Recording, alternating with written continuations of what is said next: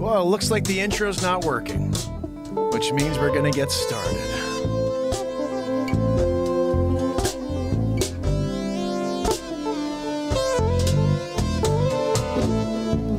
What is going on, fam and friends? Look, it's playing, but you can't see it. It's Mark Pires. It is Monday. It's New Year. And it's Renaissance Man. We're here again, day 1099 in a row of the Renaissance Man Show. And we're here for a special episode. A call-in episode. We're going to get into it. We're going to discuss the markets, what's coming this year. It's 2022. And are we in for a good year? Are we in for another crazy year? I want to hear what you think. I want to see if you have anything to add to this program. I'm going to be throwing a couple of things on the screen. In fact, I'll do it now. You have a phone number to call. And it's going to be difficult because I'm actually live on... I should have thought about this before going live on TikTok. I'm going to shut the TikTok off. Because if we do have any calls, we got to make sure we can get them in. So I'm logging it back out of there. And I'm ready to take phone calls. Here we go.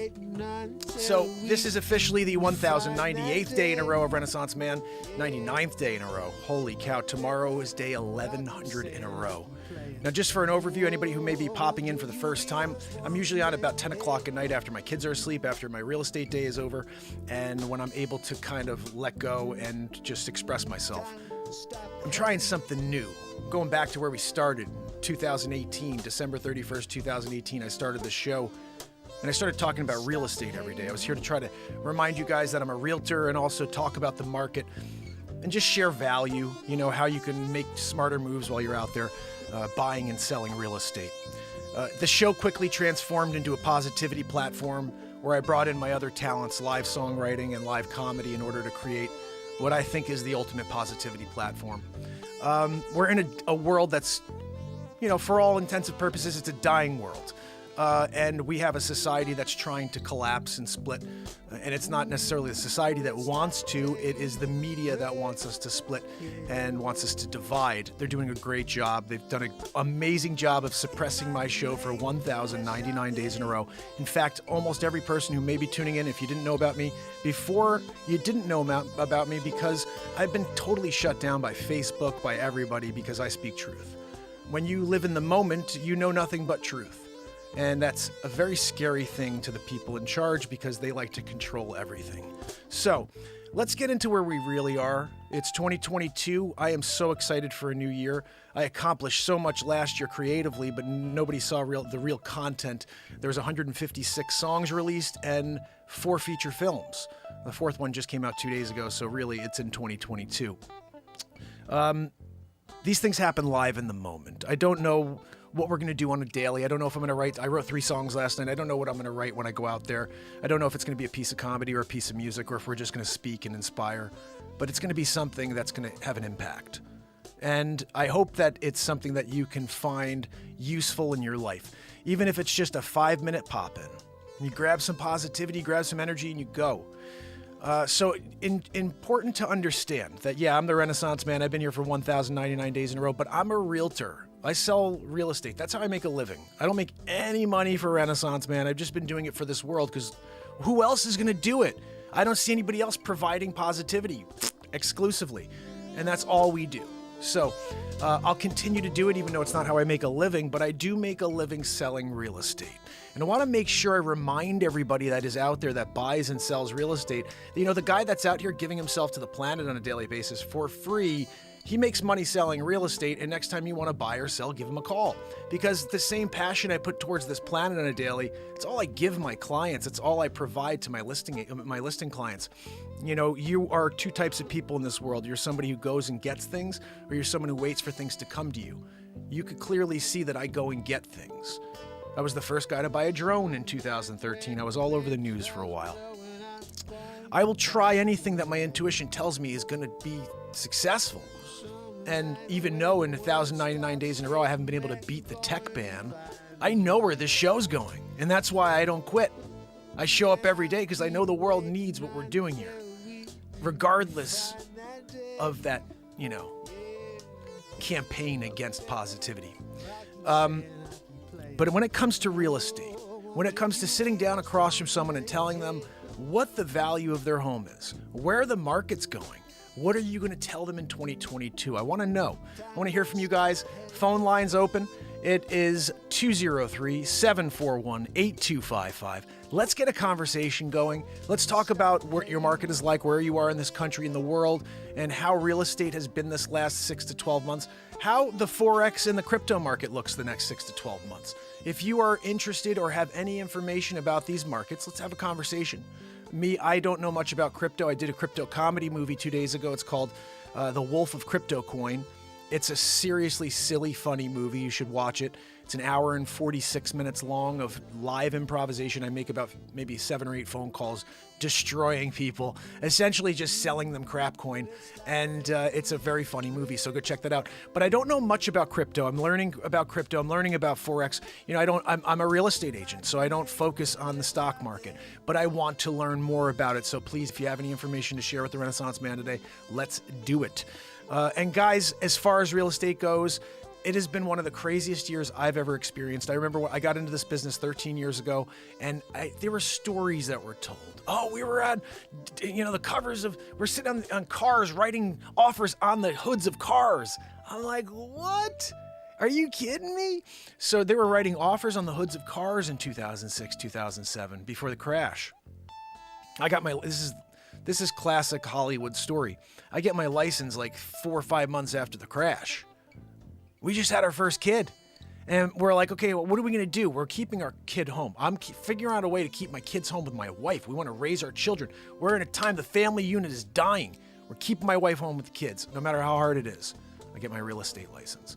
I walk into the office, and Anthony, one of my friends, a colleague of mine, he says, "What are you doing? We're all leaving." And I started laughing at him. I said, "I'm going to learn the business while it's bad. And when it's good, I'm going to be just rocking. I'm going to be just destroying. Once I understand what I'm doing, I'll learn it while it's bad. I'll struggle, I'll hustle. And then once it's good." Well, it never got good.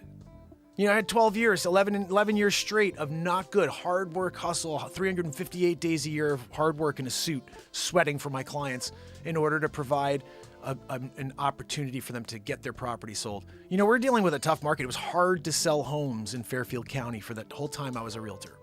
Then we get hit with CV-19. Now, this is the craziest part of it. All of a sudden, everybody wants out of the city. Everybody wants to come to Connecticut. Everybody wants to buy again. I'm like, holy cow. We're back to that situation where multiple offers, everybody's fighting for properties, paying hundreds of thousands over asking price. Now, that should be a great thing, but we deal with the second aspect of that market that I'd heard about that I never experienced. People couldn't get deals done for their clients. People were undercutting over, deals were going, you had people going so far over asking price that nobody could get deals. Or the situation I've dealt with recently, which is I found properties for all my clients. I have a couple left that I'm still trying to get into, but we can't win. Every time we go up against something, they lose. But I can't bring in new clientele because we're in COVID-19. I can't go out there and shake hands with someone and have a chance to do face-to-face. So networking is the biggest issue for me in 2022. That's what I want to ask you about. How are you networking? How are you getting out there and meeting new clients and allowing people to understand that you can be there for them when they need to buy or sell real estate? When it comes to listing a home, I used to have 6 to 8 listings at all times. Right now I'm down to 2 listings. It's crazy. Never had so few listings in my life. I'm the drone guy. Should have many listings. So I need to figure out, that's my mindset here. 2022 is going gung-ho again, to network on the real estate side. I sell real estate. That's how I make a living. That's how I have to focus my time and allow people to understand. The Renaissance Man is here to help you, to connect you to your real estate opportunity. Whether you are in Oklahoma, you're in Texas, you're in Wisconsin, no matter where you are, I can help you. I'm here to connect this world. Let me connect you to the best real estate agent in Wisconsin, the best real estate agent in Seattle. You know, Jacqueline Grace 2 weeks ago said, Mark, I want to get the heck out of here, go to New Mexico. Guess who found Jacqueline a realtor for her house in California and a place in New Mexico? That's what we do. I'm part of the largest real estate company on the planet, the most successful real estate company on the planet. The CEO of our company is Warren Buffett. Okay, so this guy knows what he's doing, and I'm very proud to be with Berkshire Hathaway, you know, and I think at the end of the day, you have to understand that it's about your connections. I've got the connection to the largest real estate firm on the planet. I have the ultimate positivity platform. You need something, just reach out. It's free of charge. When someone, like, here's a good example. Jacqueline said, can you help me? It doesn't cost Jacqueline anything to do this. You know that, right? I make the phone calls, I connect her to someone, and if a deal gets done, the agent that gets that business sends a referral fee. Doesn't cost you guys anything. It's just an added buffer. It's an added buffer to get more. You get one more person to interview. You could decide whether or not you want to use them. If you don't like them, you use the person you found anyway on your own. But it's one more choice that I've hand selected for you. And if you know anything about me, I've been out here for 1,099 days in a row to try to affect a positive change one person at a time. So I can guarantee you, if you reach out to me personally and you say, Mark, can you help me? Guess what you're getting? So I'm only here to help. I'm only here to connect with you. And that's why the intro to my show every day is I'm here to connect with you, to amplify your current state. That's what we're here to do. I'll continue to do it every day forever. But the phone line is open. Oh, it looks like somebody... I missed a call. Let me see. I missed a call here. I have to figure out why I'm not getting calls on this yet. Let me see if I can get that to work. Hold on a second.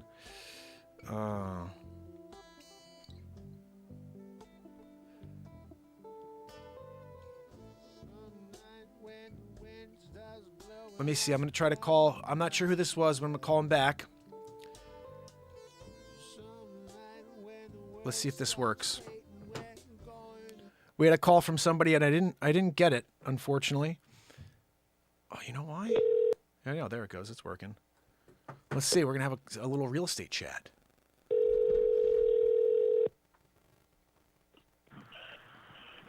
Hey, is this Mark Pires? This is Mark. Who am I speaking with? Hey, Mark, you're speaking with Jonathan. Jonathan, how are you, my friend? I'm good, Mark. How are you? I saw you were live. You know, I was on my truck running down the 80, and I saw you were live, and I thought, well, I got to call him now. My brother, I'm so glad you did. This is the first time I've done an open phone call for, you know, real estate, or I'm going to start doing this a lot more, but I'm glad you called in. So you said you're on 80. Where are you, in, like, Pennsylvania? I'm in the 80 in Ohio right now, man. I'm running a load down to Washington, a load of onions. No way. That's amazing. So you're actually one of the brave people out there running the supply chain for us currently. Yeah, man. Oh, let me tell you, it's tough out there nowadays. Can you share a little about that? I mean, I know we're going to talk about real estate, but can you share a little bit about what's happening with the supply chain? I know I hear a lot of stuff, and, you know, with the news these days, we don't get any truth. So I like to speak to people that are out there doing it.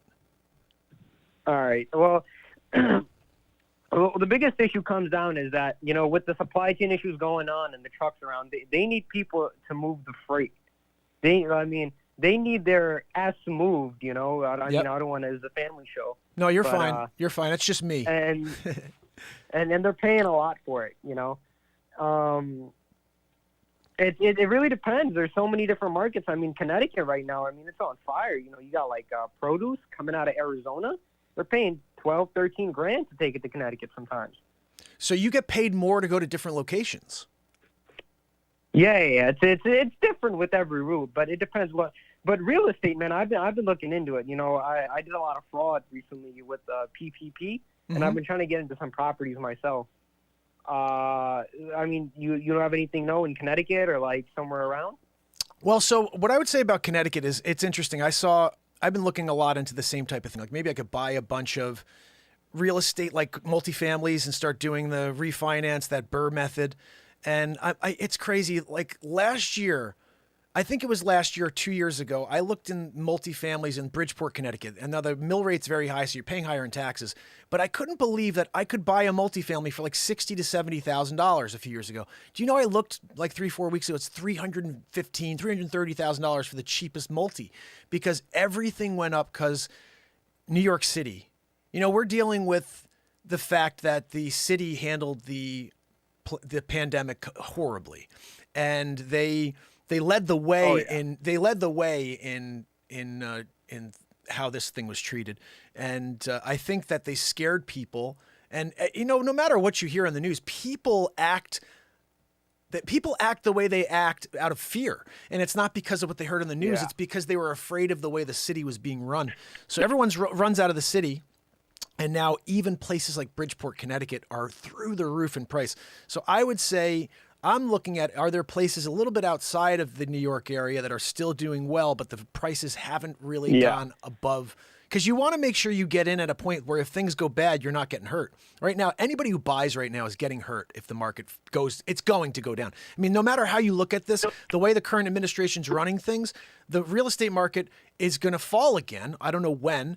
And then whoever bought on the high is going to get killed, decimated. You're going to have another huge crash and a massive unloading of properties, foreclosures, when people cannot afford these homes that they had to overpay for because of some literal plan that was created out of, you know, necessity, really. But it's what it seems like to me. You look at that guy. I forget his name. That Italian dude that likes to like kiss women in their faces and stuff when they don't want. I don't even want to say his name. But yeah. I mean, the way he handled the entire pandemic. I mean, he kind of killed the entire state. I mean, it was all right before, but then now it's kind of screwed. And then, like you said, with the property values going up, I tried to look at houses around the New York City metro area, and they're just way too expensive. And talk about taxing.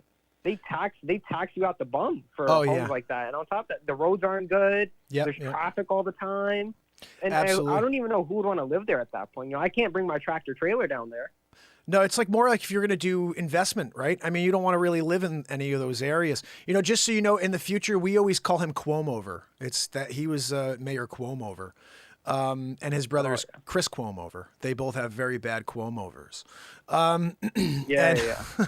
But no, I agree with you. I think that when you're dealing with the hysteria, so here's a good thing. Buying real estate now is great because people want to rent and they can't buy. So if you can get something at a decent value, you can get a rental and you can do well. But is there a place where you can do really well because you bought in low? That's the question, right? And that's why I think this is great to have a platform. Maybe we'll do this on a daily where we can get people on from all over the country, talk about the markets they're in, and what's happening with the value there. Is it still at a range where someone who's an investor can get in, buy a few multis, rent them out, and actually start to create some income, some future wealth, you know? Yeah. Yeah, I hear it like that guy Gary B. He be talking about like crushing it. Income scheme. Yeah, he's crushing it. Look, Gary V. I'm not at the tag sales. I'm doing it. I love Gary V. He's doing it. You're not. Whatever. He's spewing out a bunch of garbage from his mouth sometimes. No positivity from that guy.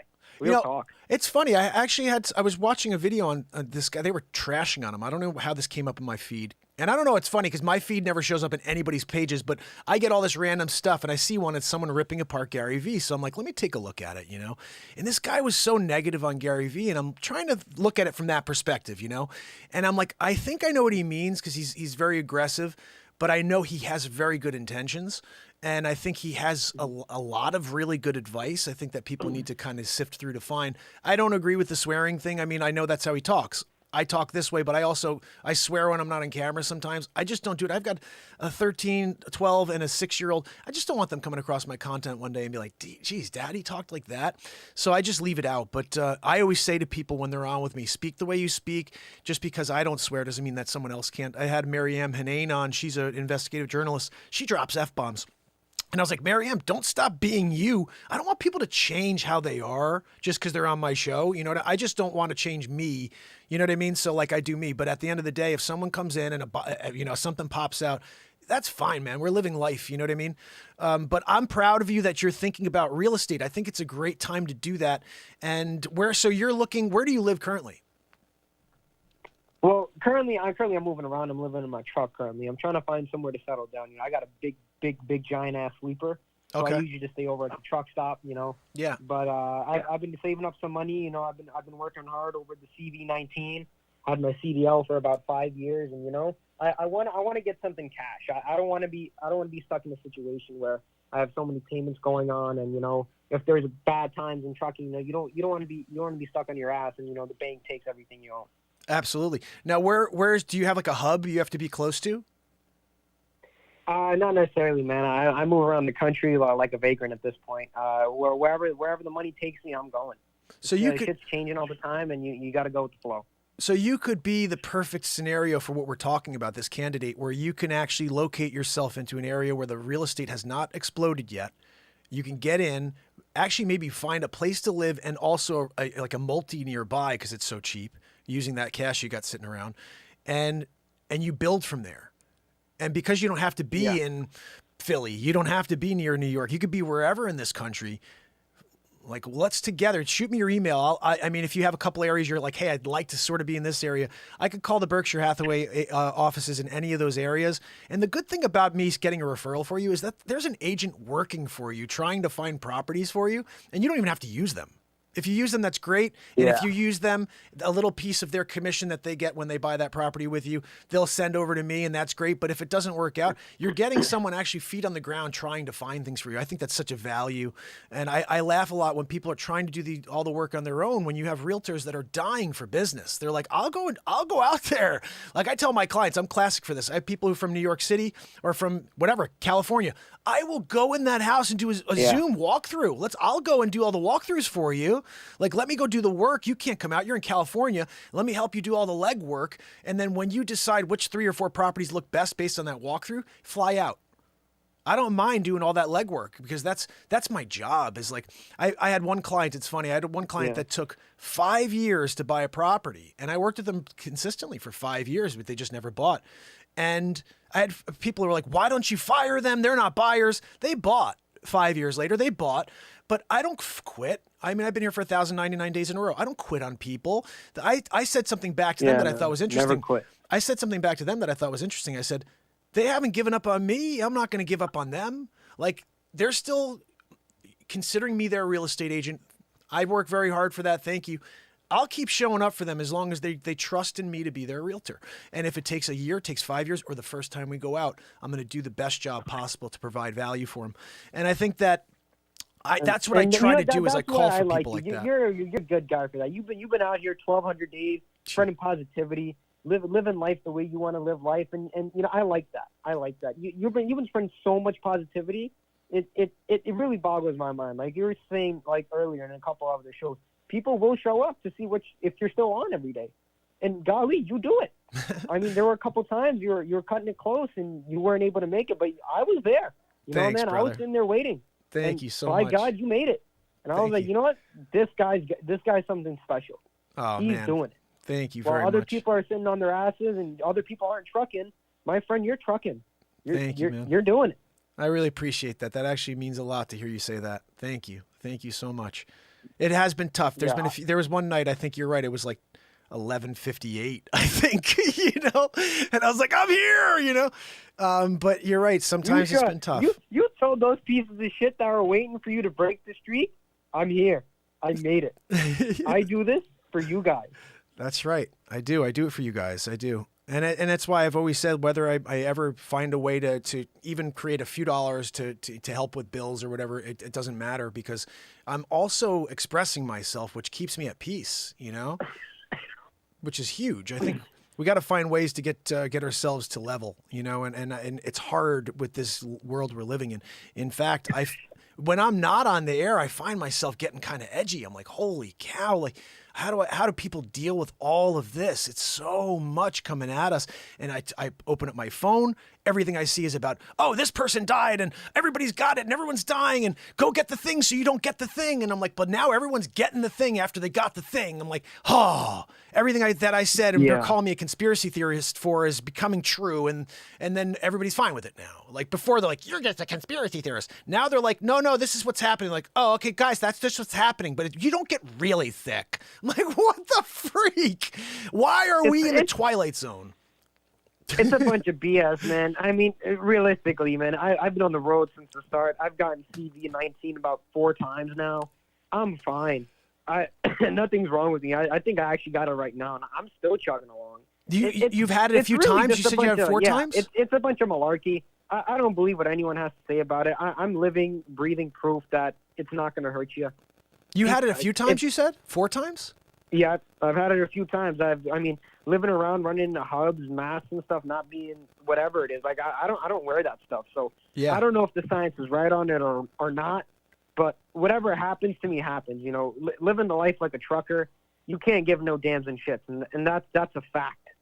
Look, you know what? You said something interesting. One of my friends is a painter, and what's interesting is, like, if you were to look at where we are on the political spectrum, he is the complete opposite of me. Like, sometimes we have conversations and he's just a jerk, and he starts like, oh, F this and F, and I'm like, man, you're nuts. But when we talked about this, and this is when I realized this is not a political thing. He started telling me the same things. He goes, he's like, I'm not putting that crap in my face. He's like, I'm not going to go and put something in my body that still needs 10 years to get approval. And he's like, and I'm going wherever I go, I'm living my life. He said, I need to live my life. I only get one life. I'm going to enjoy it. And he's going to concerts. He doesn't wear masks. And he's got a couple of comorbidities, and he doesn't give a crap because you know what? He's like, I'm enjoying my life every second I got, and I'm not going to waste it in a basement afraid because they tell me to be afraid. And the reality is this was supposed to be more deadly than it was. They didn't get it right.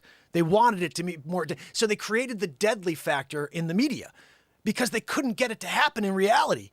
Like, people are getting it and they're surviving. Like, dang it, we didn't make it deadly enough. Where's Fauci? They got to get rid of Fauci because he got that wrong. He was supposed to make it more deadly, guys.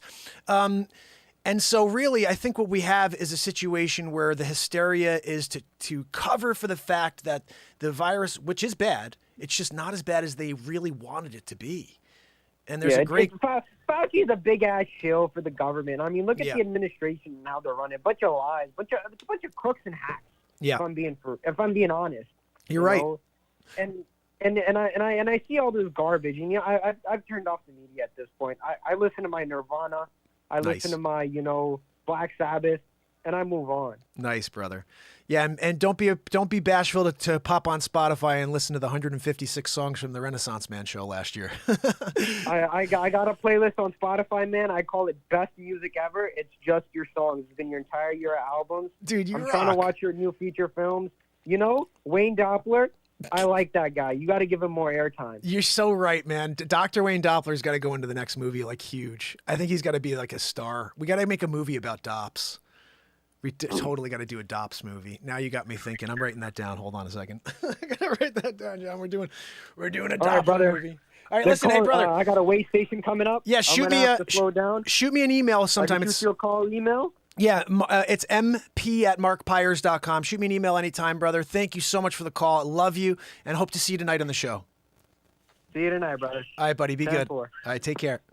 Guys, how freaking awesome was that? That's what I'm talking about. You come down. Renaissance Man Show. You make a phone call. Number is right up here, guys. You want to give a call. The phone line is now open. I don't know why I wasn't getting the phone calls. I don't know if I have something not set up properly. Let me see if I make sure I'm set up here to get calls instead of forward message to email. No, I'm not doing that. Wait, yeah, I'm forwarding, but I want to make and receive calls. Let me see. Incoming calls. Here we go. I'm going to use my phone. Here we go. For this. So if somebody calls in right now, it's going to come to my phone. So how's everybody doing? Let me just say hello to everybody here. This is a very special show, I think, or this is going to be the way the format is from now on. I'm not really sure yet. But Christine Seidman, MJ Mama, Renee, and my brother, the Lifeboat guys. If you guys have not followed the Lifeboat yet, please head over there and give a subscribe. When we're talking about trying to help people, Tommy's doing that. Christine Seidman's doing that. If you guys can go over and check out Christine Seidman's page and give her a subscribe as well. She provides really great value and positivity through photography, and she sometimes uses my music. I'm just saying, it's a good thing, The number is too little. Let me see if I can make that bigger. Let's see. Maybe down here would be better. Hold on. Is that better? Because maybe you could see it more. Let's see, the phone line is now open. Let's make this a little bigger, just so it matches. See, we do it all in real time here, running on it now. That's what I'm talking about. Guys, if you're just catching up for the first time, we are live, day 1099 in a row. We are just discussing the markets for 2022. I'm not sure what's coming, really. I mean, I think that we're going to be looking at a pretty positive first quarter. Things that are going on in the back end, I don't think become an issue until later on in the quarter when we start really getting a look at the finances for the country and what's happening in all the markets across the regions. But I think what helps is the inventory. Right now, there's very limited inventory when it comes to real estate in my area. So anybody who wants to buy is going to have to still pay up. So anybody who's selling, you should be on the market right now. Like, what are you waiting for? I was just even telling my wife, I'm like, what are we doing in Connecticut? This is the worst. It's getting cold again. Oh, someone's calling in. Let's see who we got. Hello? Call from Mina. Mina. To accept, press 1. To send a voicemail, press... Mina. Right now. Mina, are you there? I'm here. Hi, how are you? I'm doing good. How are you? Good. Thank you for calling the show. Where are you calling from? Yeah. I'm calling from Seattle, Washington. Nice. You know, I've never been to Seattle. I've always wanted to go. Tell me a little something. I recommend it. You recommend it? You know, as a musician, I almost signed a record deal before I got married, and the call at the time was everybody was like, go to Seattle. Just go to Seattle and start playing. And I just never went. I should have gone, but I never went. But I always wanted to go and play music there. But anyway, side story. How are you? So tell me a little about yourself, or tell me about something that you have to share with the show. I'm looking for a new apartment. Oh, nice. In Seattle? Yeah. Well, let's help you find a new apartment. I got an idea. This is something we haven't done before. Why don't you give me a little information, and I'm going to help you find the perfect agent right now, live on the show. So you're looking in Seattle. And do you have an idea of what you're looking to spend monthly? Like 1,400. It's more in Tacoma. Tacoma, Washington. Okay. So you're looking in Tacoma, 1,400 a month roughly. How many rooms, bedrooms do you need? One room or a studio. Okay. And obviously you're okay. Are you okay with like condos, or are you looking for maybe like a single family home with just like a small single family home? I'm looking to, not for a condo, just something to rent. Okay. No condos. That's good to know. All right. Now let me do this, because I don't want to take your email address over the phone, but can you email me? Just send me your email address. So if you send, hey Mark, this is me, I will, what I'll do is I'm going to put this into my system, and I'm going to speak to them on the back end. You'll probably get a call today. They're going to call you and just tell you they have an agent in the area. And the good thing about this, as I said earlier, you owe nothing to this agent. You can have them look for you to find you some properties. If you like the agent and you use them, you know, definitely use them if you like them. I would say like that. The key to me in life is if you get along with someone, use them. Most real estate agents know how to do the job. So it's about really a rapport. So if you have a good conversation with whoever they do put on the phone with you, go with them, because they're going to get the job done, and they'll go do that work for you. They'll find all the apartments. They'll show those apartments to you. And then hopefully I could find you somebody that'll do a good job negotiating for you, maybe get you even a better deal than 1,400. Okay. So how long have you been in the Tacoma or Washington area? I grew up here, but I just moved back. Oh, you just moved From back? Arizona. Oh, nice. Whereabouts in Arizona? Mesa. Dirty Mesa. Dirty Mesa. You know, it's so funny. I ask questions like, oh yeah, whereabouts? Like, I've been there. I've been anywhere. Like, I haven't been anywhere. What are we talking about here? You know, I'm like, oh, have you been to Connecticut, New York, or New Jersey, Florida, or Portugal? No? Okay, good. I haven't been there. What are we talking about? So Mina, how did you find the show? What platform are you on? My friend watches it. I just woke up and it's on. Oh, awesome. Are you watching on YouTube, or are you on one of the other platforms? YouTube. Nice. This is a good time of day, I think. Usually Christine Seidman said, she goes, you go on and everybody's live when you're on. You got like 15 people going live right when you're on every night. I'm like, yeah, I got kids though. Like I don't know what I'm supposed to do with that. Like I gotta work all day for real estate and then put kids to sleep. So I get on the air when I can, but I kind of like this midday thing. If there's a way that I can work out an hour in the day to do a real estate segment and to chat with the people, do a little call in, I think this is nice. What do you think? Yeah. I caught Mina right. She woke up, guys. We got to get her a bacon, egg, and cheese. Someone else is calling in. All right, Mina, let me grab this. Do me a favor. Send me that email, and I am going to get you a realtor. I'll find you a really great real estate agent. Tell me what their email is. Oh, I'm sorry. It's mp@markpires.com. MT, Michigan T? Michigan P as in Pires. So mp@markpires.com. Mm-hmm.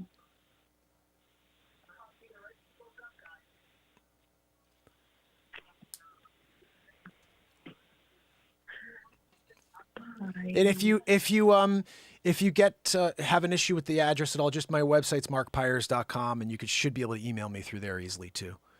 But it was awesome speaking with you. I hope to see you live on the show. We're live every night at 10. And when you get a chance, because I know it sounds like you like comedy. I could tell by your great laugh that you like comedy. So you got to tune in to the crypto comedy.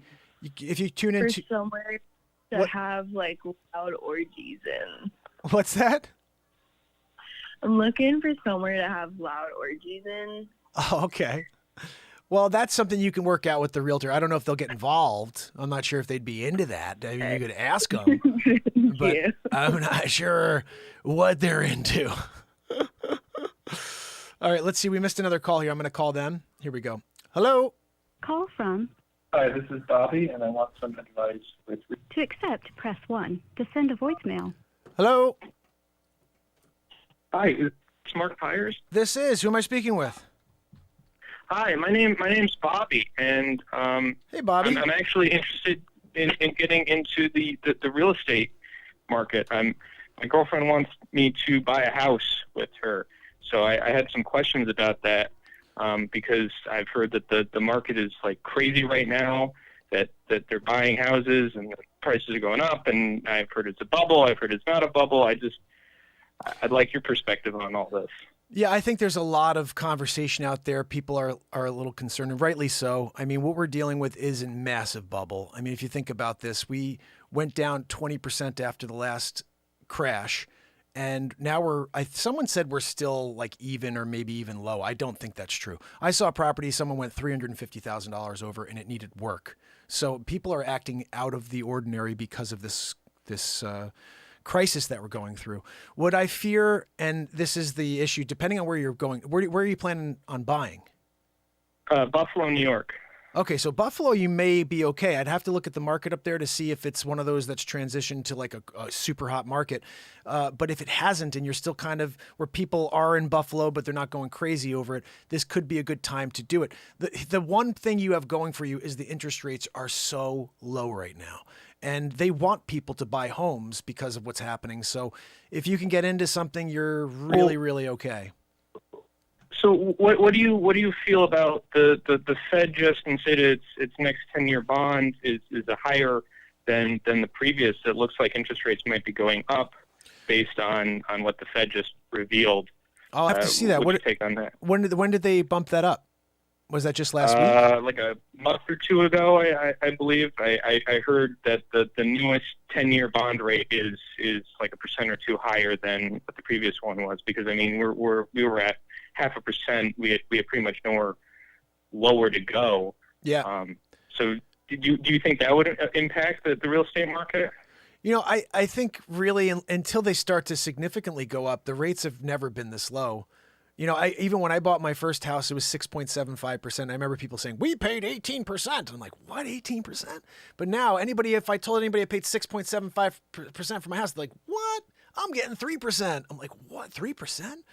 Like, so there are places out there that are offering tons of incentives to go with them because they all are offering cheap money. So they have to find a way to get you to be a client. So you may want to look around when you do get serious on a mortgage company that's providing something you just can't get from another place. You know, there's, Right. for example, we have a mortgage company within my firm called Prosperity Mortgage. They have this program I never knew about before. If you're selling your house and it needs work, they'll actually do the work, pay for the work, and then they deduct it from the closing. I was like, what? Oh. It's a new thing. And I'm like, that's amazing. I've heard a lot of bad things about that. So one of my girlfriend said, oh, maybe we should buy a foreclosed house and work on it. But I've talked to foreclosure people that work in foreclosure and law firms and stuff, and they say never buy a foreclosed house, especially if it goes to auction. You're going to have to, there's homeless people living in it. It's going to be, terrible. There's not even going to be copper pipes anymore. Do you have any perspective on buying foreclosed versus buying not foreclosed? Well, it's case by case. Sometimes people get access to the building and they do steal copper, things like this, and the plumbing issues are everywhere. But sometimes you get lucky and there's a diamond in the rough. There's a lot of people out there that just they bite off more than they can chew, and they're not in bad areas. So it depends on where you're looking. If you're looking in an inner city, you're screwed. But if you're looking in a nice, like one of those nicer towns, and there's a handful of foreclosures. The one thing you have to keep in mind is it's a longer process unless it's fully through the foreclosure process and it's being sold as is. Most times they still have to go through some sort of probate. They have to go through some sort of a continued legal battle in order to be free of title, and then you're waiting to have a closing. So yeah, that's what I've heard. Yeah, that's the only thing that could be somewhat challenging. If, say, for example, you and your girlfriend were like, oh, we're getting married next year and we want to be in our house by July. You may be waiting until July and they still may not have any answers for you. Yeah. And then you may hear that it doesn't work out. There's no clean title or something like that. So there's always a risk when it comes to that. I kind of want to... Sorry, go ahead. Something you about it maybe being a bubble. So I know, like, the Zillow was buying a lot of houses all of a sudden, and now they're stopped. And I know people saying that there's a lot of demand, but I mean, we're in the middle of a huge depopulation campaign by the government. So do you think the bubble's going to pop anytime soon, or? Well, you bring up a good point, because you and I think the same way. Like, I'm like, what happens when you've got like homes and with the people that used to live there just aren't there anymore? What happens to those homes? So I think you're right. Like, we're going to see a crazy shift. So we have two things coming. You have eventually this bubble bursts because this administration destroys our economy, and then people can't sell their homes. And now you got a situation where they're paying $6,000 a month for a house they should have been paying $4,200 a month for, and now they can't cover the difference. They can't do anything with it. So now it goes short sale. Now you got an overwhelming amount of short sales again, right? Foreclosures, and you got all this situation where there's possibly a lot of dead people out there. I mean, there's so much unknown that you could either be the guy who says, look, I haven't bought yet and I'm going to wait until the other shoe falls. What I keep thinking is very interesting, and you tell me if I'm crazy on this one, but I feel like everything that I've said this year, people have been like, you're just a conspiracy theorist. And we're sitting here today and we're like, nope, it's just conspiracy. It's become true. Every single thing's become true. So the next shoe does drop, which is what you just said and what I've been saying for a while, where all of a sudden winter comes and winter falls for a lot of people. And what happens? Now we're dealing with hundreds of thousands of people, and there's no one in those homes, and someone's got to take over. A bank, now they're unloading these properties for pennies on the dollar, right? We're back in one of those weird times where they can't even sell property again, or people are buying it so cheap that the value goes down. So I don't know. There's a lot to be concerned about. There really is. That's why I say, when I say the bubble, right now, the market is only inflated because of COVID. If we did not have COVID right now, we'd be back to where I was in 2018 when I started the show, where I'm struggling to sell property. People didn't want to come to Connecticut from New York. They wanted to be in New York City. And everybody didn't care about the fact that they had land and they had privacy and they didn't have to, walk by people and get in elevators. That became important all of a sudden. And now, everybody's jumping away from the cities. Paranormal, yes, we're live. Call in, brother. Especially when people, fart in elevators like Andy Warhol and all that. Yeah. Oh, I think with the city too, there is an appeal. I mean, I sell in the city as well. If anybody's looking in New York City at all, I have my New York City license. So I sell in Connecticut and New York. And I sold a property right in the middle of the pandemic, and it was eerie. It was eerie to walk around the city and see nobody around. And I was frightened to be down there because they were really, really crazy about the whole masking thing. And I'm still, you know what I mean? I'm still somebody standing tall against all this craziness. And so, you know, at the time I was a little more vocal about it. I'd be like, I'm not doing that. Now I just say, oh yeah. I'll say things like, yeah, we need to be careful, guys. Even people that have gotten it are getting it, you know? So I'm very, you know, ambiguous about it now, because people won't have a conversation with you if you try to speak. So I try to get in the same camp with them. And it only happened recently. One of my friend's fathers he's very much supportive of the fact that we need to be free. And he said, you know, you can't have a conversation with people unless you start with something like, I love Joe Biden. Let's talk about it. You know what I mean? And like, oh, I'm really disappointed about what's going on though. And like, let's have a conversation. He's like, you have to start with that. Well, because if you say anything else, they destroy you. You know what that story reminds me of, Mark? A little time period called, you know, Nazi Germany, where everyone had to start and end every conversation with a little, you know, Heil Hitler here or there. So I don't know. I hear you. You know, and starting every conversation with a Heil Joe, you know? Well, the interesting thing, and you're so right, people have the shortest memories, don't they? Because it all started with a pandemic that it's created in Germany, and they made people walk around with medical cards, and then it became, well, those people are dirty, and then they just started killing people. And then all of a sudden it's like, well, we have this whole thing with the Nuremberg Code. But all of a sudden with CV, the Nuremberg Code doesn't mean anything anymore. We should get rid of that. We should get rid of it. No, you should all be hanged. That's the whole point of the Nuremberg Code and the Nuremberg trials, is that you people are creating, you know, this is crimes against humanity going on. And the weird thing is it's going on and nobody seems to be doing a thing about it. That's why I know the global picture is exactly what you said earlier on in our conversation. It's about something that is way off base, by the way. Elon Musk said it the other day. We are actually already depopulating. We've got an issue. We're not having as many children as we did. So in 20 years, we will be it's going to be a different world if you didn't do a thing. And so when you have these people who think they know better and they're trying to re-engineer the world, and again, I got 3 young kids, okay? And when I hear these jerks getting on the news saying, go and put this thing that we still have no freaking idea about into your 5-year-old's arm, into your 6-year-old's arm. When I just saw one of my family members on the other side just got CV, 13 years old, didn't even know he had it. Oh, let's throw a vax in him. The kids won't even know they have it. These people are mental. It's pissing me off. When they put this through, and I looked at how many children had passed from the beginning of this whole, I like to say plan, but from the beginning of the plan to today, it was 294 kids under the age of 17. 294 in the entire country. You do not have a campaign for every child in the nation on something that's not approved and nobody has any idea about the long-term effects on, when 294 in the entire 2 years passed away from it. And by the way, I can guarantee you that of those 294, maybe 200 of them had comorbidities. They had some other issue going on. It wasn't that they died from that thing. They died because they had something else going on, and this was a complication. But the reality is, even if it was 1,000, one child's too much, but it's not enough to take every child in the country and say, we don't care about your future. We care about this thing so badly that you're not going to have any effects while you have it. But we got to make sure you get that thing in your body. Oh, it's disgusting. It's disgusting. And then people that are supporting it, it's disgusting. I know. It's like, it doesn't matter how many dead kids there are. That doesn't mean that we should give up our freedoms, stuff like that. Have you ever read Ira Levin's This Perfect Day? No. You know, I think you got to read that. It's you know, that's what we're in right now. You know, This Perfect Day, they every month they have to go in and get vaccinated. You know, they get this injection that makes them, makes them fall asleep to what the government's doing, and the whole world is run by this supercomputer. All right, this supercomputer. You know who else is a supercomputer? Mark Zuckerberg. Yep. You know who else is a supercomputer? Bill Gates. Yep. You know, so I mean, it's you got to read that book, Mark. I got to see that. I got to see that.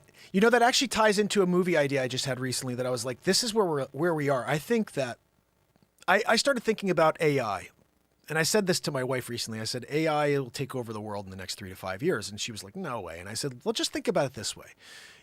We have this extensive aggressive fear-mongering campaign from the media for the last 2 years. And anybody who says, no, it's not, it's truth. No, it's aggressive fear-mongering for 2 years, okay?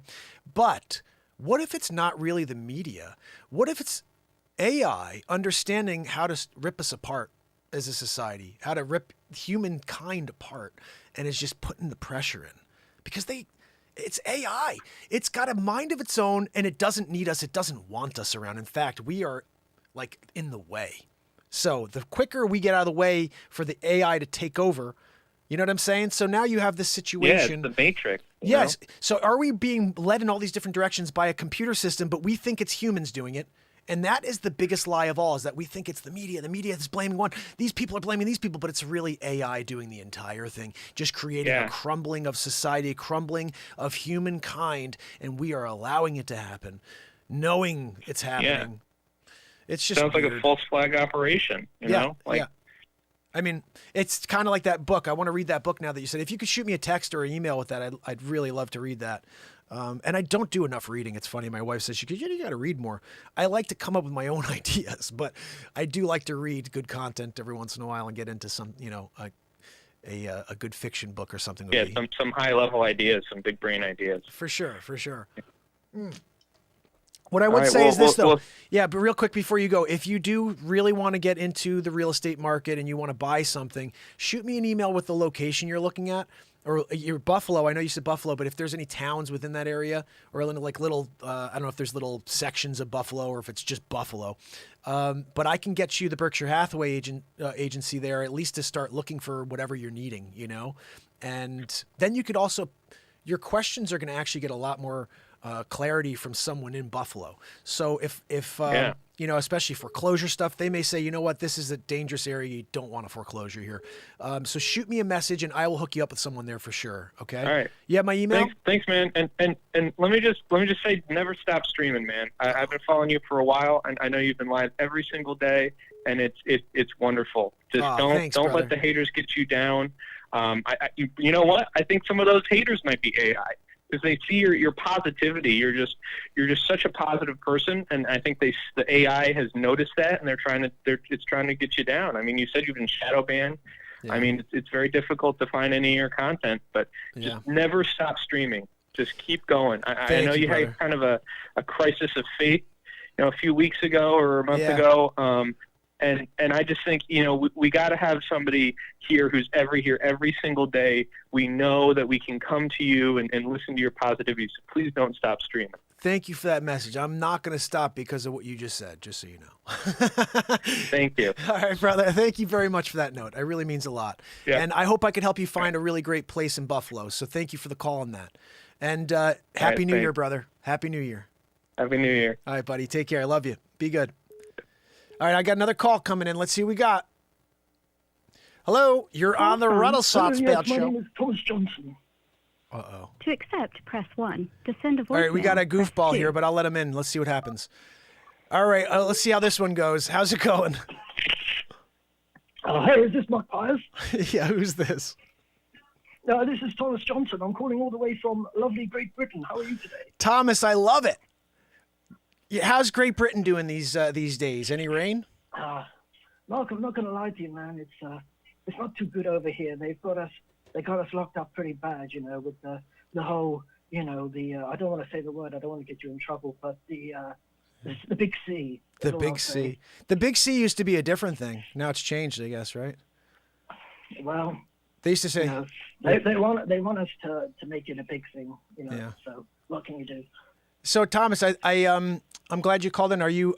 I thought you may have been calling in to do a little jokeroo, which I'm fine with too, obviously. But no, it's no joke, man. I know you were talking about real estate and stuff, but I know this guy. I've heard these guys talking about the the big C, and I just wanted to call up and say and let you know how bad things are in the UK right now. We can't go out. We've got to have a passport or whatever.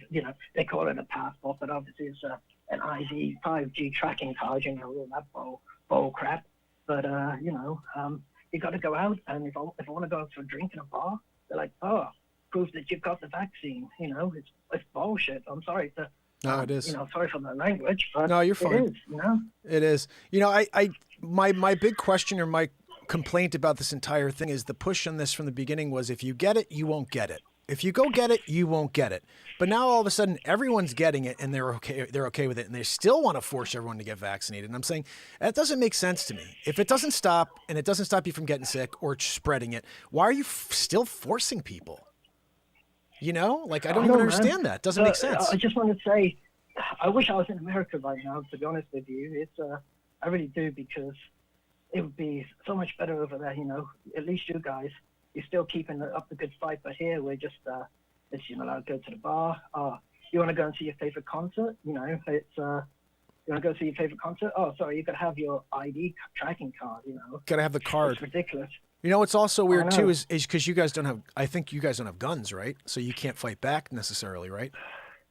This is the worst thing about it, Mark. We can't even fight back. We've got our hands tied behind our back, and you know we've got Boris Johnson here, and he's bending my life over, and he's doing it. You know, that's how it feels like. Yeah. Yeah, you know, I think the unfortunate thing we're dealing with, this is a global effort. This is a global plan, and it's all leading towards that new world. Let's say that new world connection. I won't say the last word there, but that's what it's leading exactly towards. You don't need to tell me. Yeah, Mark, yeah. But it's a shame. You know, it's a shame. We can communicate telepathically by yeah. We can, Thomas. You know, I was going to say, it's a shame that we can't even just talk. You know what I mean? We can't even just have a conversation, you know? It's like, what is going on in this world? And that's the sad thing about it. I had a couple weeks back, TikTok kicked me off for a week because I was talking about this. I was just saying how I feel and that I feel like they shouldn't be forced. I said something. This is what I really said. I said, you can't say these two words without giving 10 years to know that these two words are true. And those two words are safe and effective. Those are two words you can never say. You can't say those two words. And they say them all the time. I know those words. I know those words. Mark. I know them. But there's no fact check under anybody who says that. You know what I mean? That's why I was like, that's all I was talking about. And then they were like, you're gone. Fact checkers, what fact checkers, Mark? Come on. I know. Well, that's why I wrote a song. The ones that Facebook hired. Come on, man. I know. Well, Thomas, you got to hear this. I haven't released it yet, but I wrote a song 2 weeks ago called "I Don't Want to Read It Unless It's Fact." I don't want to read it unless it's got a fact check. And the whole song is a rap, but it was like, I don't even want to read anything online unless it has a fact check. False check. Yeah. Right? And if it's not fact checked, I'm not even looking at it. I'm scrolling right past it. But it's got a fact check. I'm stopping. I'm reading it 5 times because that's the truth right there. Okay, scroll. I see no fact checks. I'm scrolling. You know, like I want to see the fact checks. Is the point of the song is like because that is where the truth is online now.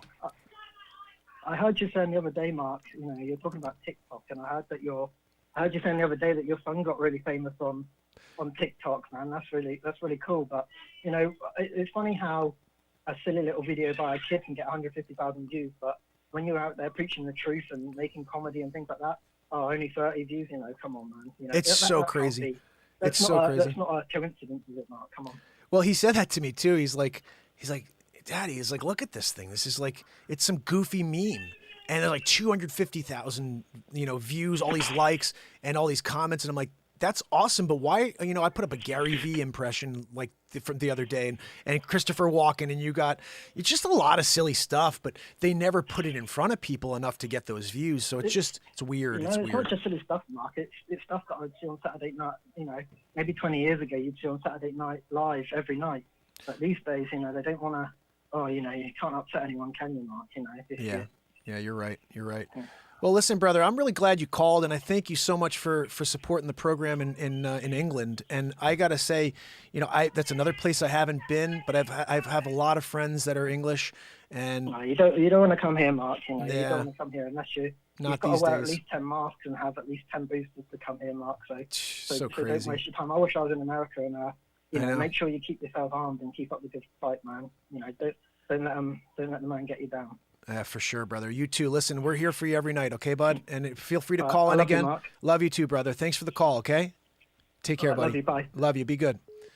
Guys, Thomas was awesome. Can I get a call in from my brother over here, a Paranormal Conspiracy Talk Show? My brother, call. I want to chat with you. Yes, I love talking about paranormal stuff, by the way. I got a couple of ghost stories that have happened in real estate properties. One in Stanford I tell on Halloween each year.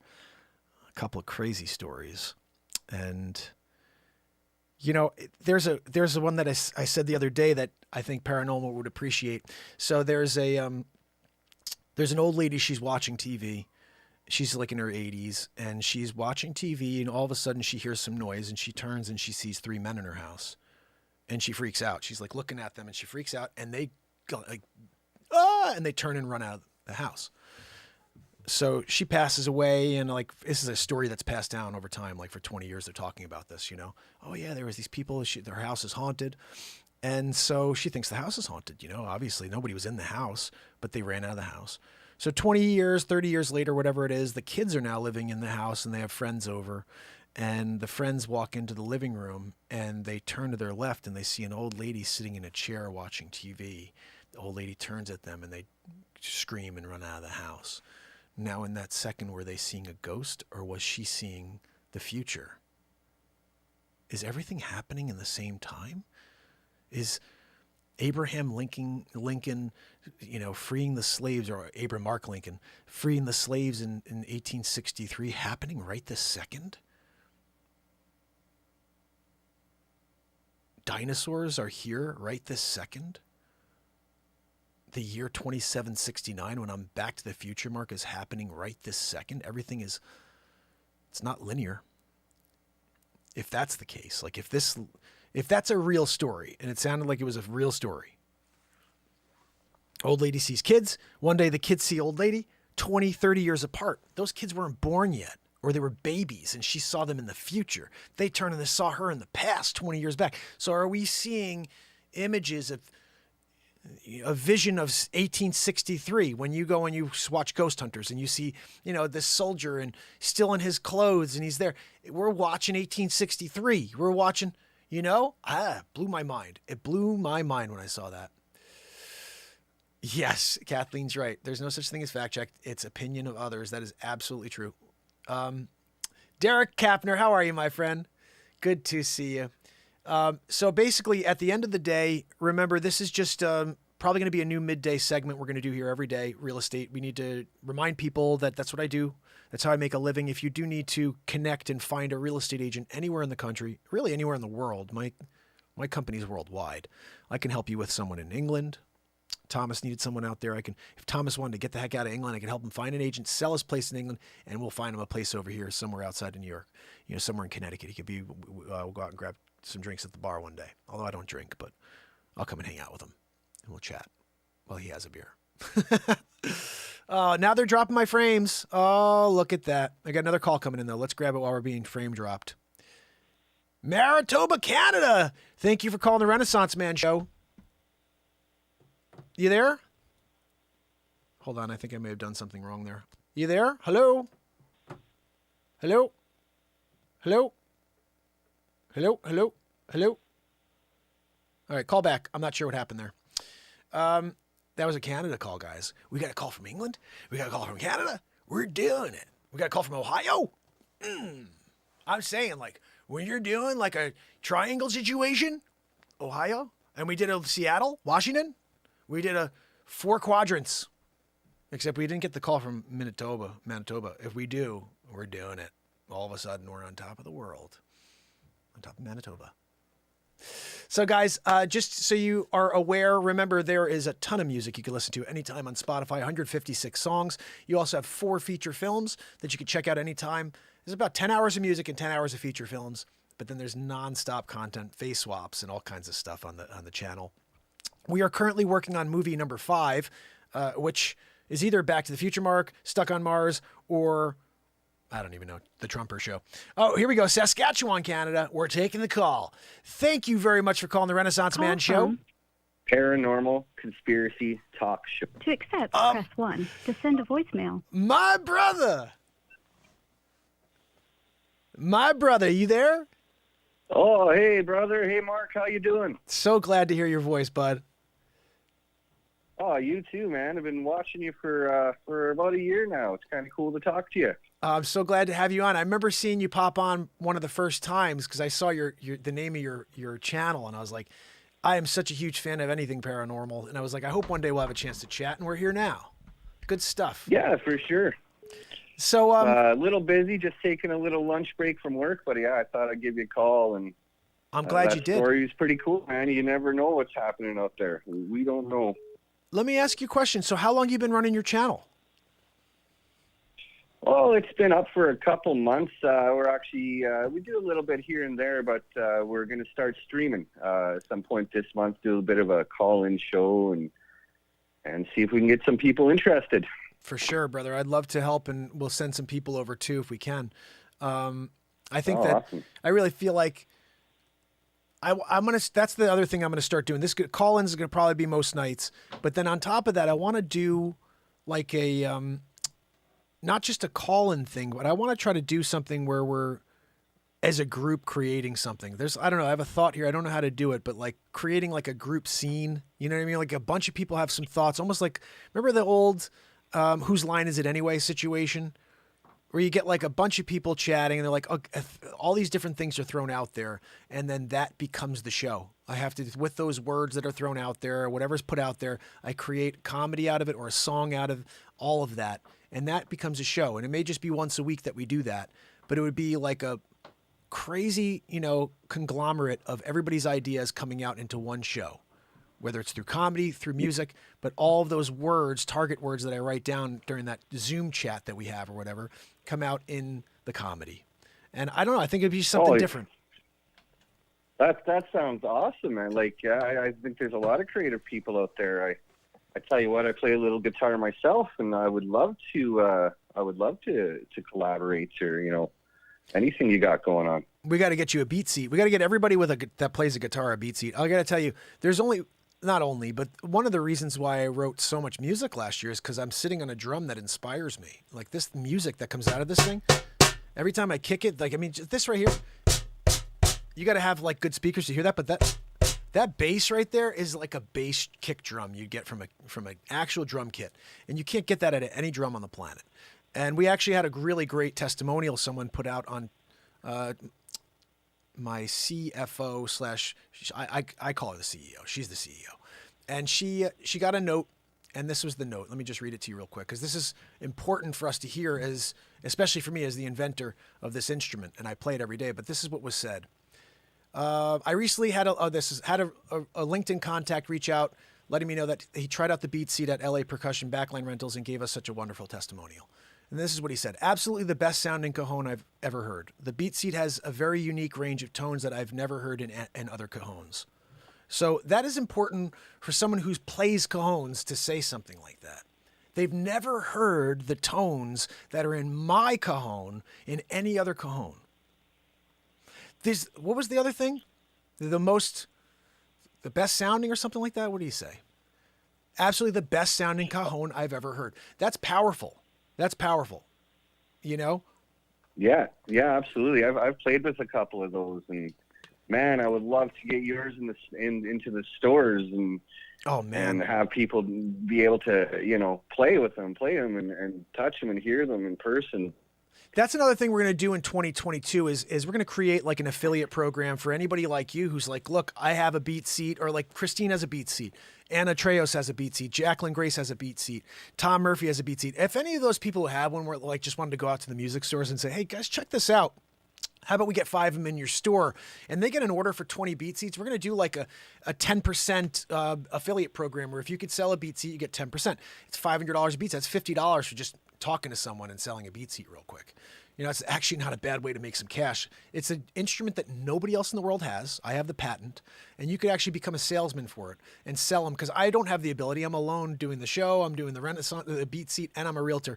So if someone gets our beat seat into other stores and 5 of them, and they just made $250 just by showing someone your beat seat. It's crazy, but it's very easy to do that. In fact, every store that I've ever gotten it into, I just walk in there with it and I say, hey guys, I invented this. Let me show you the tones. And they're all like, yeah, I'll leave one in here. And most of them will do it on consignment alone. They'll do a 25% consignment, and even that's fine. We do something like that. So don't be afraid to give that a shot. And also, we'll be doing things. Whoever does become an affiliate will also get like discounts on future beat seats, that type of thing. So we'll see. Mimi, how are you? Yeah, She's that's back. awesome. I honestly, good friends and know quite well a number of people that run one of the big music stores in the city I live in, and if there's anything I can help you out with, Mark. Oh, brother, please, yeah. I'm not bashful. I'll shoot you an email. For the help. Like, honestly, I'm at a point now after 3 years of doing this where, you know, I'm looking for help. You know, how do we get to more people? I clearly can't do anything more myself. Like, I'm just showing up. But so anybody who can tell others to come and join us, and if it tells people about the Beat Seat, share the music, whatever, is really, really cool stuff. And I think we'll try next time we do a Zoom call, we'll figure out if we can get the sound to connect and jam. I'm not sure if that works. I've always heard you can't jam over Zoom, but one of these days we're going to give it a shot. I know Acts and I talked about doing that. We haven't had a chance to try yet, but we'll see. Mm-hmm. Oh, yeah, I think you need some equipment and whatnot for those Zoom calls, but I think it's doable.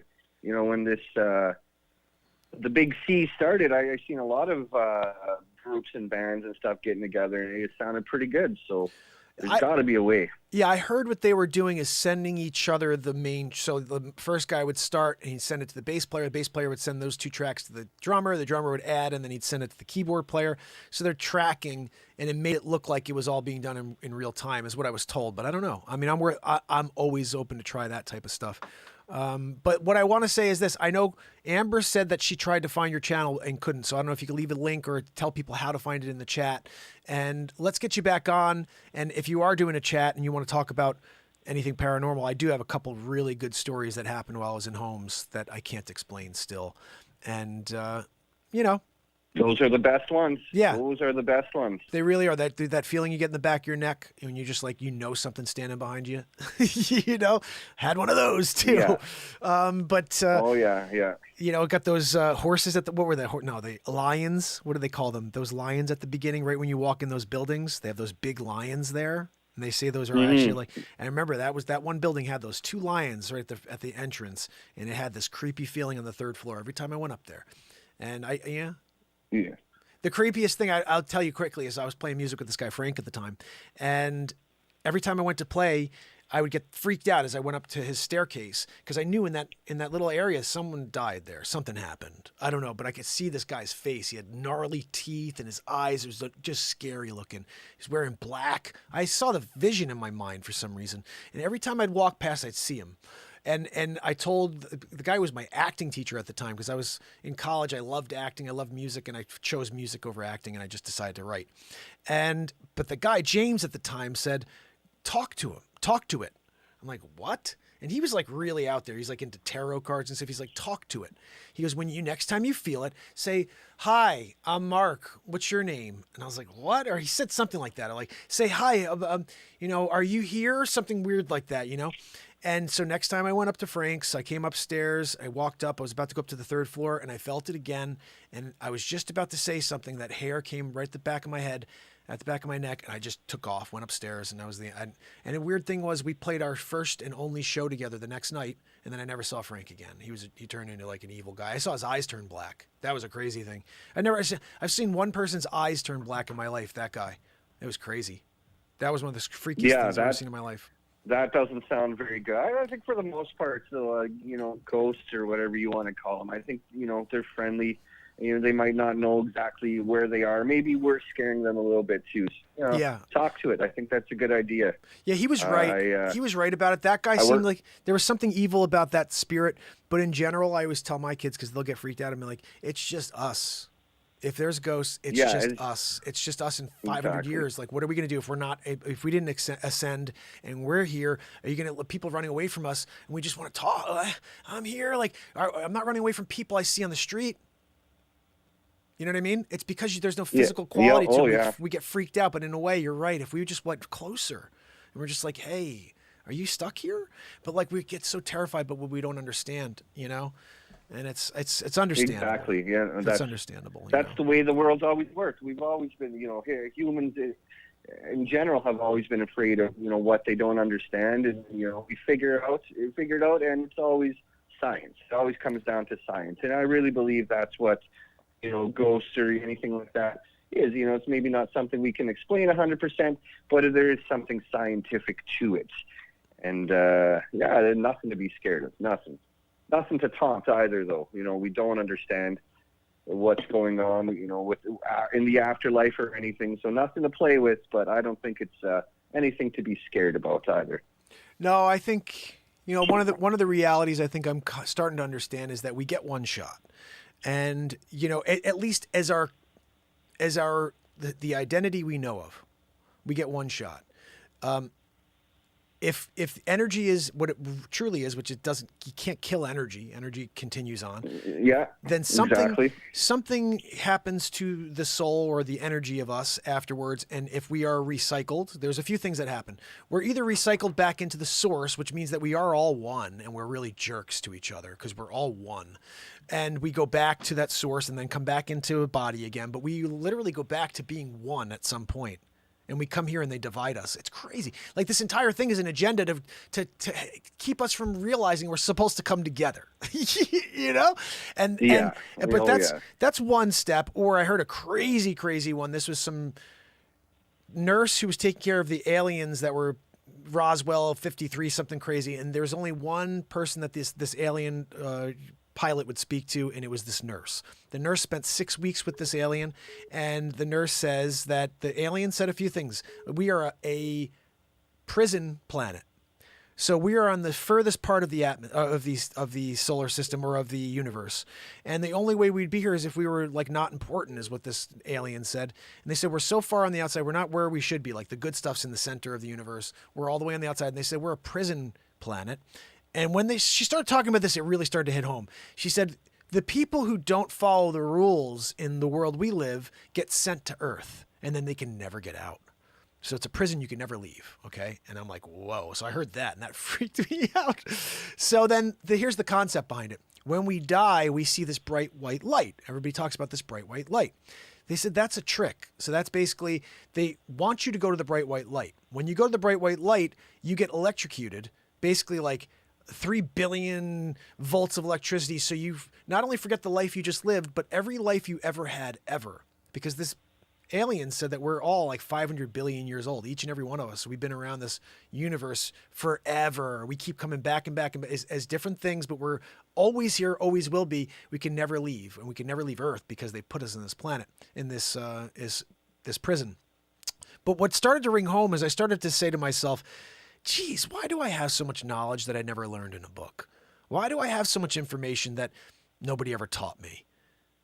Maybe there is something that I'm starting to understand and remember, even though I don't remember. I don't remember any of the previous times. I don't remember anything, but there's knowledge I have that I never was taught. Why? How do I have that knowledge? I just don't have any remembrance or any connection to learning that information, but I have the information which tells me I learned it at some point. I gathered it at some point. You know, so there is some question to hearing something so crazy like us being a prison planet and recycling ourselves over and over. And then I say, well, look, if I was in some crazy universe where you have to follow everybody wearing the same outfit and you have to say the right thing, you have to always do this to the person walking by, I would absolutely be on a prison Earth. I mean, think about it. I've been alive for 1,099 days in a row speaking truth to people. Yeah, I'd be on the prison Earth. I would not be there with the unitard. You know what I mean?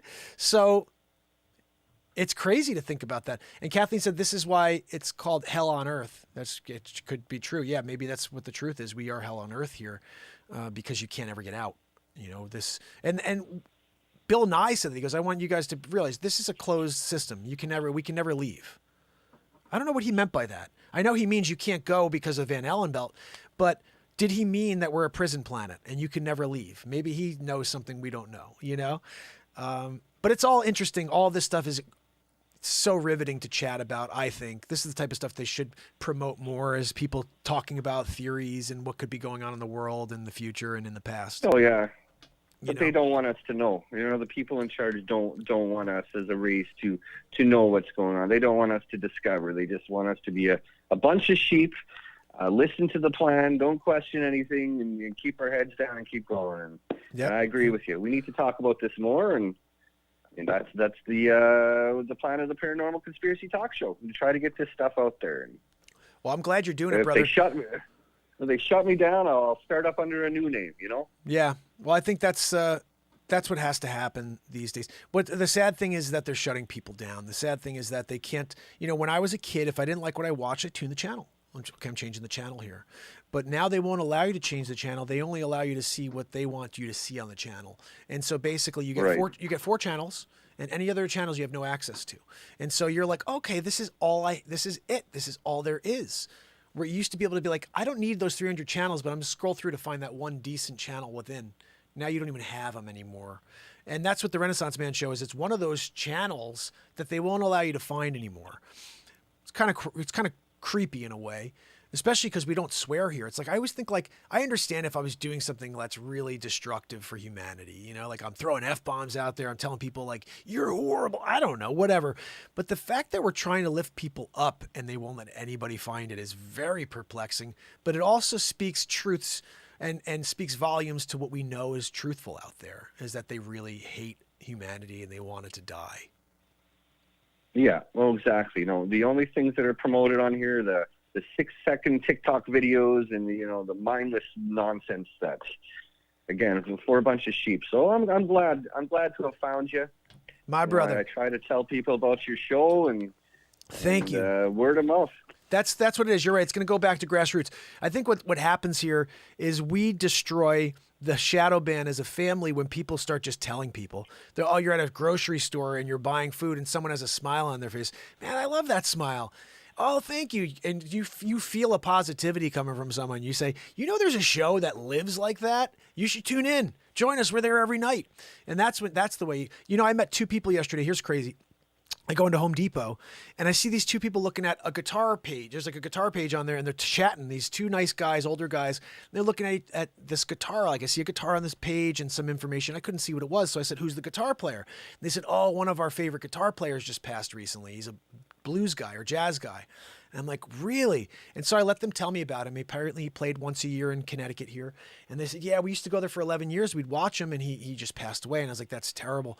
And so I said, if you guys are looking if you like music, I just released 156 songs last year, all written live in the moment. I started telling them about the show. And I said, and we're a positivity platform in a negative world. And he goes, really? He goes, I'm going to check that out. I said, please do, because you seem like very positive people. And if you come in the chat, all you get is positivity. So whether you're getting it from me here on the screen or from the people in the chat, you're getting love like all around. And he's like, I like that. I'm going to tune in.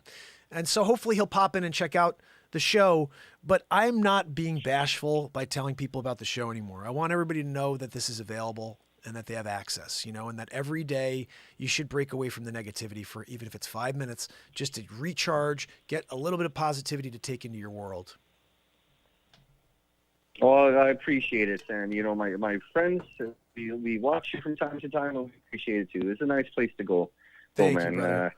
Thank you very much for the call too. Very great, So it was nice talking to you. I got to get back to work. It looks like my DiGiorno's pizza is ready. Nice. But yeah, man, I'll keep it going. I'll be listening. Thanks, buddy. Yeah, and when you listen while I roll. When you get the channel up and you start streaming, shoot me a message, mp@markpires.com, and I'll send a note out to everybody so they can come and give you a follow. And I'd love to come on and chat about some of those stories that I usually tell on Halloween, and we can see how the conversation goes. Absolutely. Well, thank you. I appreciate that very much. And my brother. God bless. My brother, keep it up and keep telling the truth, my friend. Hope to see you live. Love you. Be good, okay? You too. All right. Bye-bye. Love you too, Mark. Take care, buddy. Guys, that's what happens when you're a Renaissance man in it, and you got a lot of really cool people that just want to connect and learn a little bit about conspiracies, about ghosts, ghost conspiracies. We're doing it. BDP in the house. Oh, that's a great idea. BDP said, have you thought about making an email list or something to send out notifications? I get no notifications at all when you go live. BDP, here is 2 things that can happen. First and foremost, please join the Telegram, because someone in the Telegram chat will notify you every time I go live. Let me give that to you right here. It's actually in the link below, but let me grab it. Hold on. Where did I put it? Discord? No. We're looking for... Where's my Telegram? I know I have it in here. Oh, here we go. Telegram is... Oh, no. Everything's in the link tree. I guess I put it on the link tree. So here we go. I'm going to give you the link tree. And you should see the Telegram there. If you subscribe to the Telegram, someone is going to notify you. S-Coop, me, or someone in there is going to... Pamela, someone's going to send you a note that there's a show coming on or that I'm premiering a bit. Now, just keep in mind, I would almost set a calendar that every night at 10 o'clock the show is live, Eastern Standard, because you're not going to get notifications from YouTube. But just always tune into my channel around 10 and we're on the air and we're doing a couple hours. I got one more call coming in before we wrap this up. We're almost at 2, and I got an appointment in about an hour. So let me grab one more call and see who this is. It's a no caller ID, so it could be someone trying to play a little hoogie boogie on us. We go with it. Hello? Call from. Justin. Justin. I'll do it. To accept, press 1. Justin! Mark, is that you? Yes, my friend. How are you? Oh, doing great. I'm so happy to get on. I tried calling a few times. I wasn't sure if I wasn't using my phone right or whatever, but because the person asks for your voice, and I wasn't sure. But I'm happy that I get that it's working. I'm so glad you called in. Where are you calling from, brother? Oh man, I'm calling up from. I'm also. I heard the last caller from Canada. I think he was from. Yeah. I heard him call. I'm also from Canada. I'm also from Canada too. Oh my goodness, whereabouts? I'm in a city called Toronto. It's kind of central within a province called Ontario. My fellow Canadians in Toronto. Yeah.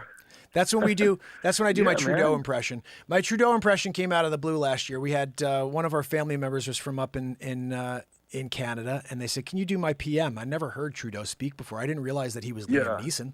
Nobody told me he was Liam Neeson. You know, he really is, right? He's like, we're going to tackle coronavirus. Oh my goodness! I half expect him to come out and say, "My daughter." I'm like, what's going on with your daughter? Or that line where he says he has all those skills. Exactly. I have a particular set of skills. It's called destroying a country over COVID. Like, oh man. Oh man. Every time I hear him speak that's now. really how it is. Yeah, every time I hear him speak, I'm like, is this guy really Liam Neeson? No, but I didn't get a chance to ask Paranormal about this, but how are you guys dealing with all the crazy stuff that they're doing up there? Oh, that's why I was calling in. You know, I heard you guys talking about. I know this isn't, you know, that you're. It's not a helpline or whatever, but I couldn't help but I just connect with what you're saying with what's going on down there. It's the same thing that's going on up here. Like maybe if you have a minute, I can tell you a short a little bit of a story. Please do. Yeah. Please Okay. do. So, okay. I work in corrections. And I just want to come right out and say, first of all, that I want to make it clear, I'm anti-vax. I'm not. It's just not safe. I agree with everything that you're saying. I don't want to say it over because you said everything that I feel. But with my job, they made me get it. You know, I had to make the choice of either keeping my job as a corrections officer here, or I'd lose my job. And now my wife is also. We're both. You know, she didn't get it either, but she works from home, Mark. You know, she has one of those stores on Etsy where she sells, you know, clothes and like things that she wore or something. And she sells it on the internet, so she doesn't need to get it. And now, like, imagine the situation that I'm in here, where like I kind of feel like I'm betraying my wife a little bit here because we're, you know, I want to support her, but at the same time, like I need that job. Yeah. Well, and I think you're in a tough position because they're forcing people to take something that there's no proof that anything's going to help at all. There's no proof. Yeah. And there's no proof. It's like you said, it's unproven. It's unsafe. And imagine how I feel with it. It's in my body because you know, can't get it out. I get have it. to support my family. You know, but here's the one positive, and there's not positive here because this is a complete takeover, you know, of humanity. But I think you did what you did for your family. You did it for your family. You did it for the right reasons. My wife says it often to me. If I wasn't a real estate agent, I would have been forced to comply as well. I'm able as a real estate agent to tell people, you know what, I'm going to worry about me and I'm staying away from people. I wear my mask. And I will tell you a little side note real quick. What I've been hearing for the last year is that the people who did not go and get in line are the problem. They're the spreaders. It's a pandemic of the unvaxxerood is what we keep hearing. Exactly what you said. That's exactly what happened. Like people now, like they won't let my wife go pick up our son from the school because they're worried my wife's going to spread it. Yeah. You know, they're saying that my wife is responsible or she's going to spread it. It's so sick. It's so sick. Let me just tell you how sick that is. So this past week we had Christmas. Everybody got COVID this Christmas, right? I mean, across this country, COVID's been everywhere. So we wore our masks. We took tests before we went and saw everybody. Everybody that we saw took tests before we went and saw them. And I'm not naming names or anything, but on both sides of my family, we had a total of 6 people get COVID. All 6 of them were fully vaxxed. They were fully, I think, boosted, but they were vaxxed, okay? And we've just remained, safe, and we stay away from people for this entire situation we're dealing through. Why? And I'm not saying I'm not saying I want it, okay? But we were there in our masks. We did our job. My kids don't wear their masks well, okay? But we didn't get it from them. How? How did we not get it from them, but other people got it from them? How did they get it? How did they get it at all when they were protected and we weren't protected, so to speak? It makes no sense. It makes no sense. So the idea was this, and here's the craziest part. If they didn't tell us what was going on, now we could become spreaders, super spreaders. But the reality was they were the super spreaders. That anybody who got it now becomes the super spreader. So it's not about whether someone took something or not. Everybody on the planet is a super spreader. And the agenda needs to stop, because we've known for 4 or 5 months now that everybody on the planet's a super spreader. And they keep pushing out this narrative that if you don't do it, you're the problem. And it's a lie. It just continues to add on to all the other lies. And now I have proof, because I saw all these people around me that went and did what they told them to do, get CV, while we who said no the whole time, thank goodness, are still sitting here while we were in the same house, same people eating around all those people, and they have it. So I don't know. And they couldn't have gotten it from me because I never had it. So, that's the thing. When I say these narratives are intended to divide us, they're not intended to keep people safe or intended to help us. What is the benefit of having someone in her car who needs to pick up her child? Why is she not allowed to be in her own car, in her domicile, and pick up her child? How is there any chance of spread at all in that situation? In my position, being a father, having to sit down with my son and say to him, well, sorry that your mom can't pick you up from school because your mom is a super spreader. How am I supposed to have that conversation? It's such a lie, too, because she's not. And here's the thing. Someone said something that baffled me the other day. They said, it's the people that didn't get the bugaboo that are spreading it because they don't think it's real, and they're out there not wearing their masks. And I'm like, what? Yeah. Everybody that I know that didn't comply is very safe. They're very careful, and they stay away from people because they're like, no, I'm not taking that thing, but I'm going to remain safe, okay? It's the people who got the protection and then took their masks off right away and they said, we can get back to normal. That's why this thing will never end, because they created something that doesn't stop transmission, and it never did. If you look at it, when they said the 95% number, it was 95% chance that you won't go to the hospital very sick. You may still go, but you won't be very, very sick. It's a 95% chance you won't get very, very sick. What about the chance of transmission? That wasn't figured. Exactly. They actually took that out. They said forever that's always been the way you determine is by transmission rate. They specifically kept that away for COVID. They went for just disappeared. Yeah. And no one says a word, and the reality too is you did what you could for your family. Remember, you did the right thing. But your wife shouldn't be punished for also doing the right thing. She is a human being. She has a human right to protect her family and her body. And if she's at home doing an Etsy situation, what is the protection for her to get that? What is the protection? That's why there's no rhyme or reason to this. Yeah. There's no rhyme or reason to it at all. And the other crazy part is, I was saying this, one of my nephews had it. Didn't even know he had it. Isn't that crazy? Didn't even know he had it.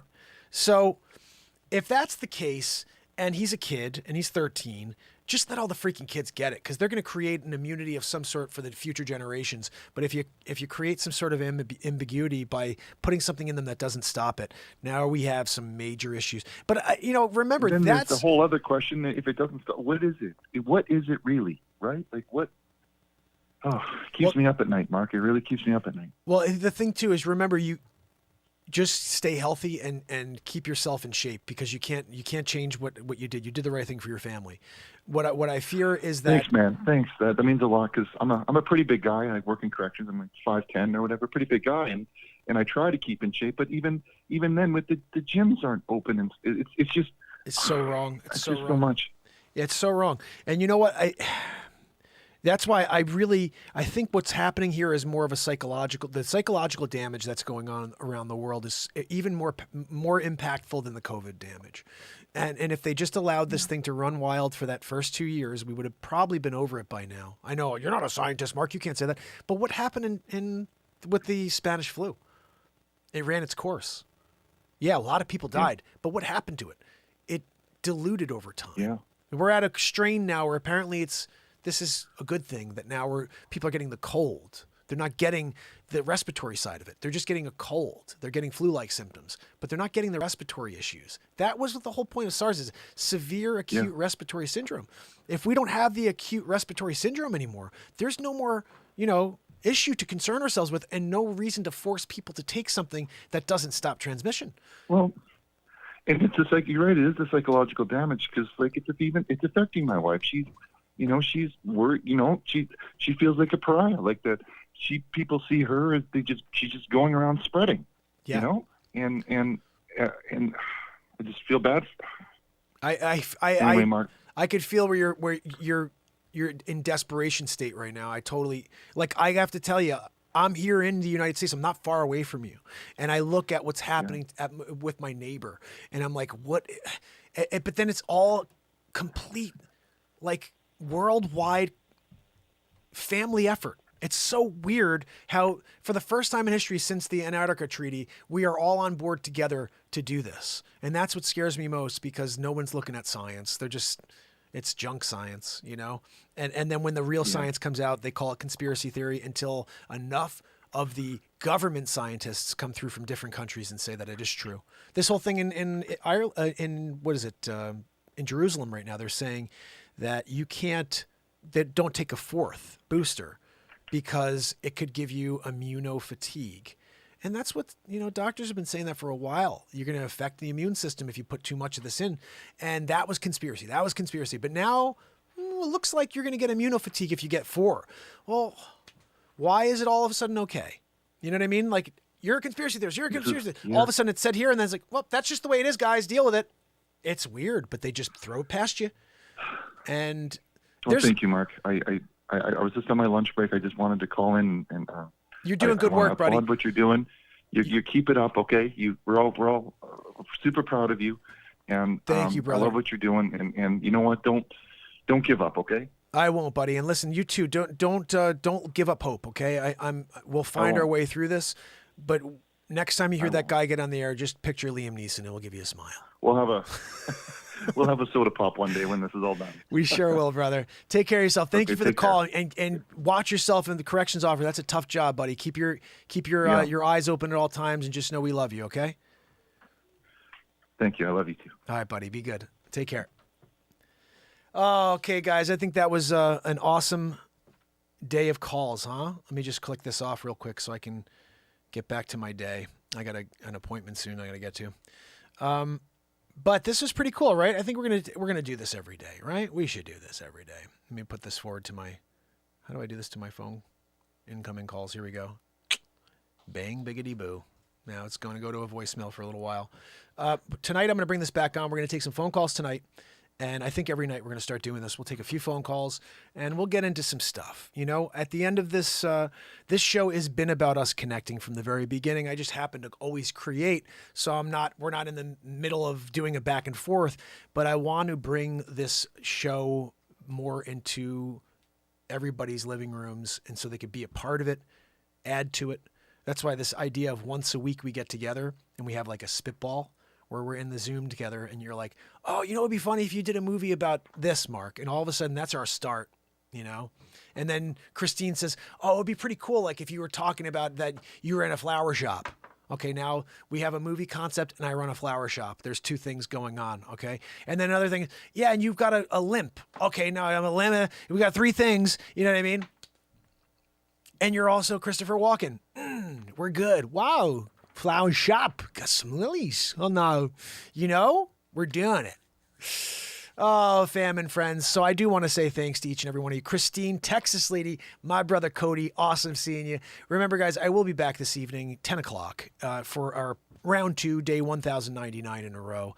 But this was just a nice little Renaissance man conversation with the people about the markets, but then of course we get talking about reality here. That's what we do. So let's plan on it again tomorrow around 12 o'clock. You guys up for it? Assuming that 12 o'clock tomorrow works for me. We'll see. If not, I will find a time midday to do this. Okay. And until, Zinni's here. You know what? Let's do something real quick because I wanted to chat with Zinni for a minute. Let me put something on so I can quickly run and do something I have to take care of. Make a quick call, and then I'll come back on and maybe take a call from Zinni. I'd have to bring my phone back online. Let's see. All right, I'm going to put this on real quick. This is 2021 Living in the Stone Ages. This is a pretty crazy tune. Nope, we're not getting any of those things to work for some reason. All right, we're going with this. Let's see if this works. It may not. Drinking water Yeah, before this bed works. burns 46 pounds in 2 weeks.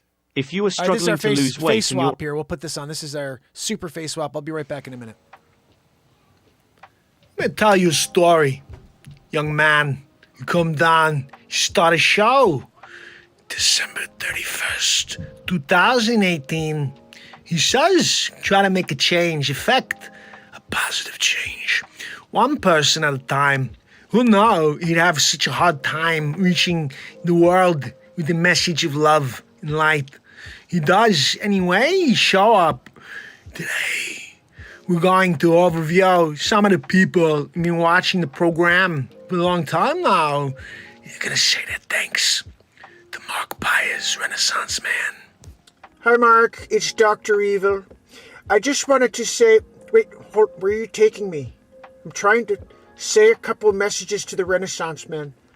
Sure. So, you made it to 3 years straight. You did, Dr. Evil. Our allies like Mark Zuckerchooch have done a phenomenal job stopping his content, but we must work harder. I'm thinking murder hornets. Let's order them in bulk and send them to the Renaissance Man. That's a great idea, Dr. Evil. I know. I'm frickin' Dr. Evil. Let's see if he makes it to 4. Today is the 3-year anniversary and the new year of Mark Pires Renaissance Man. I feel kind of bad. I called him lazy at the 500 days. I said, you better show us that you really want it. And now he's here, almost 1,100 days in a row. 3 years. Yeah, he's winning big league. And I wanted to say congratulations. Yes, no, he's doing good. I try to call every once in a while, Balatia and I watch it Mar-a-Lago with Baron. Just make sure when you tune into YouTube that you get to the Renaissance Man show and you'll win big league, just like me and Balatia. And Baron, too, he's 12 feet tall. He's still growing, actually. Winning big league. Anyway, congratulations, Mark. Hi, Mark. It's Elon Musk. I just wanted to thank you for all of your hard work. You're doing a great job for humanity with your positivity show. I'm going to keep working on Tesla, and you keep working on humanity. Happy New Year. Hi, it's Jordan Peterson. I just wanted to tell you how much I appreciate your work. You've been broadcasting live for over 1,000 days in a row. It's very hard to do that in 2021 with all of the cancel culture. You're doing it very effectively. I must confess I'm a huge fan of the messaging. I'm always watching your show. And I just want you to know I'm very proud of you. I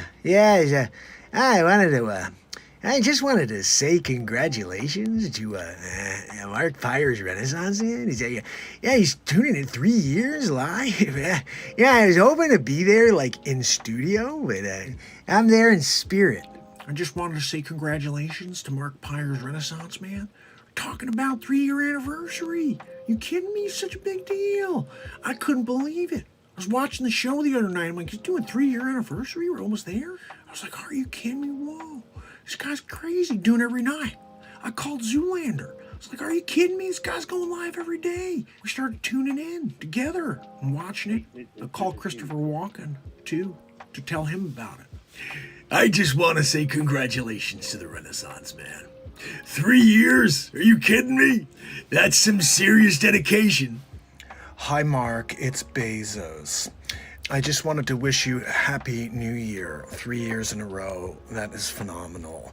You know, I started Amazon because I put my head down and I just kept going. Your pursuits are your own, Mark.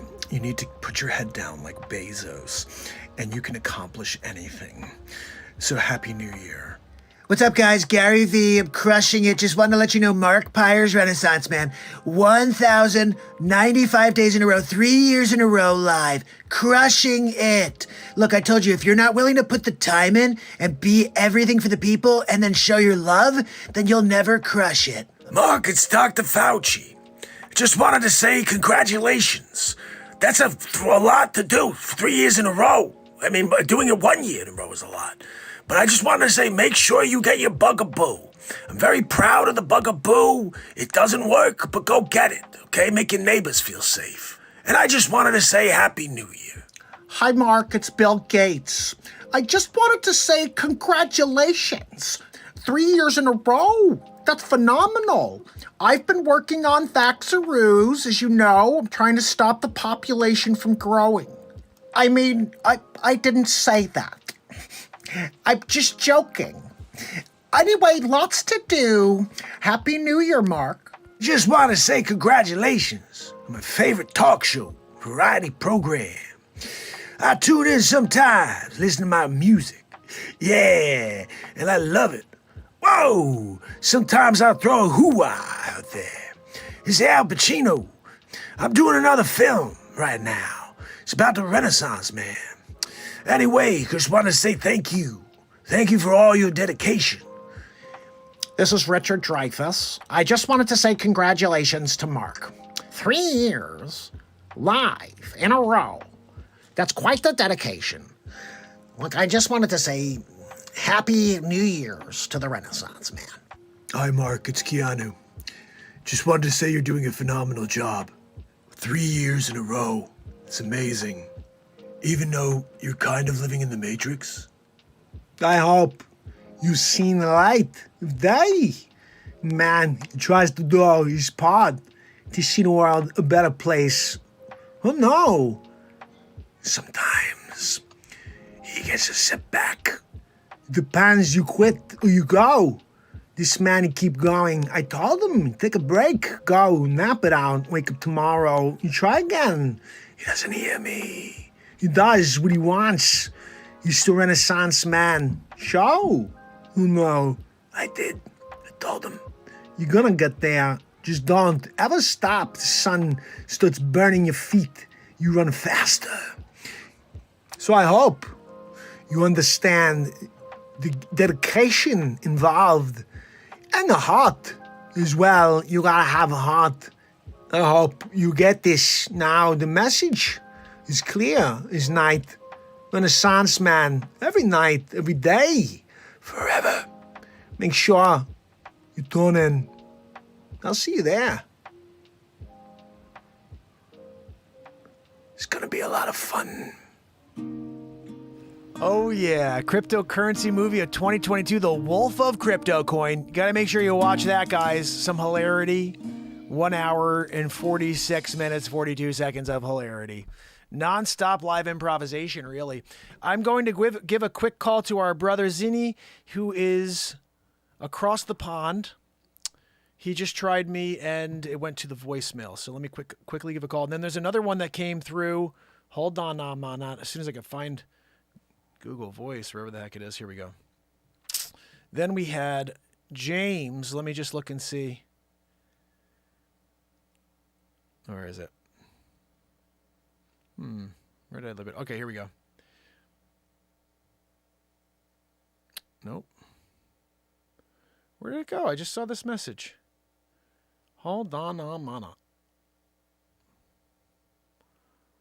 This is weird. I just had the message and now it's gone.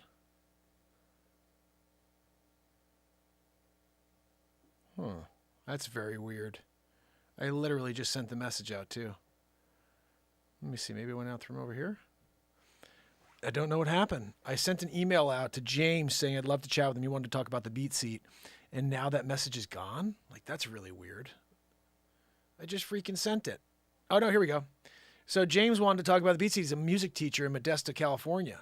And said that, look, at the end of the day, we're doing it. I was like, okay, good. We're doing it. The beat seat is the ultimate percussion drum. Everybody should, especially music teachers, they should all have them because it is so much fun to play. We have them at all the Fairfield schools in Connecticut. And My kids are in school, and they're just like, all the kids love playing the beat seat. They all want to sit on the beat seat. Let me give Zinni a call and see if we can get him on the line real quick before I get back to my day. Oh, wait a second. Zinni, I don't have your number. See if you can call in right now, Zinni, okay? Because it came through as an unknown number, so I can't call you back. I was going to try to call you back. Google voicing it. Let me see. Why am I not getting any calls, though? Like, I mean, I'm getting messages, but not calls. Let me see. Devices. Yeah. Let's see. Make and receive calls. Use carrier only. Okay. Incoming calls. Oh, that's why I'm not getting any calls. All right. Now it should work. Okay. If you call back Zinni, it should work. Give it a shot and let's see if it works. Yeah, James is indisposed right now, but we're going to see. Maybe we'll have a chance to chat tomorrow. I'll say. Okay,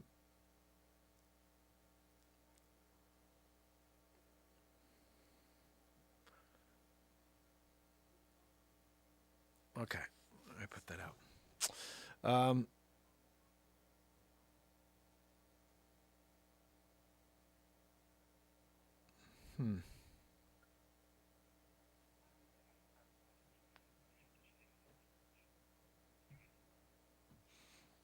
All right, Zinni, try to give a call back now if you can, okay?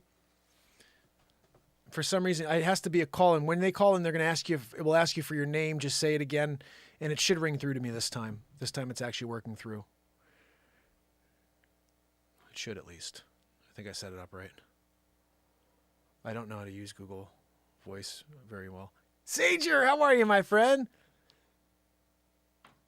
Yeah, give a call in, okay? And this time it should work. Incoming calls. Yeah, we're coming through my iOS device. There we go. Let's see. If it doesn't work, then we'll have to try it again tonight, Zinni. I'll be back or tomorrow. I'm going to be doing this, I think, every day, guys. At about 12 o'clock, 12:30, we'll do an hour. We did almost 2 hours.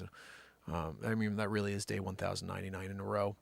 Not sure about tonight's show. I mean, geez, right? I was planning on doing a quick little minute here, and we turned it into a full call-in show, which I like. I like doing a call-in show. I think this is a lot of fun. We're going to have to do this like every day.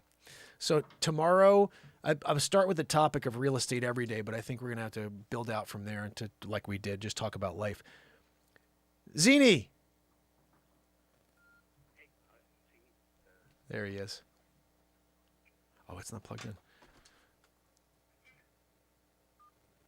Zinni! Hey, is it Mike? Hey, buddy, how are you? Not so good. I actually just had the virus, so sorry if my voice is a bit raspy. Oh man, do me a favor if you can turn the volume down on the TV or whatever it is, because it's coming back as feedback. I'll try one second.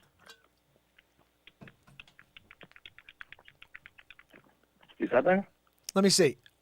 Yeah, we're good. How you doing, buddy? It's good to finally hear your voice, even though it's not your true voice.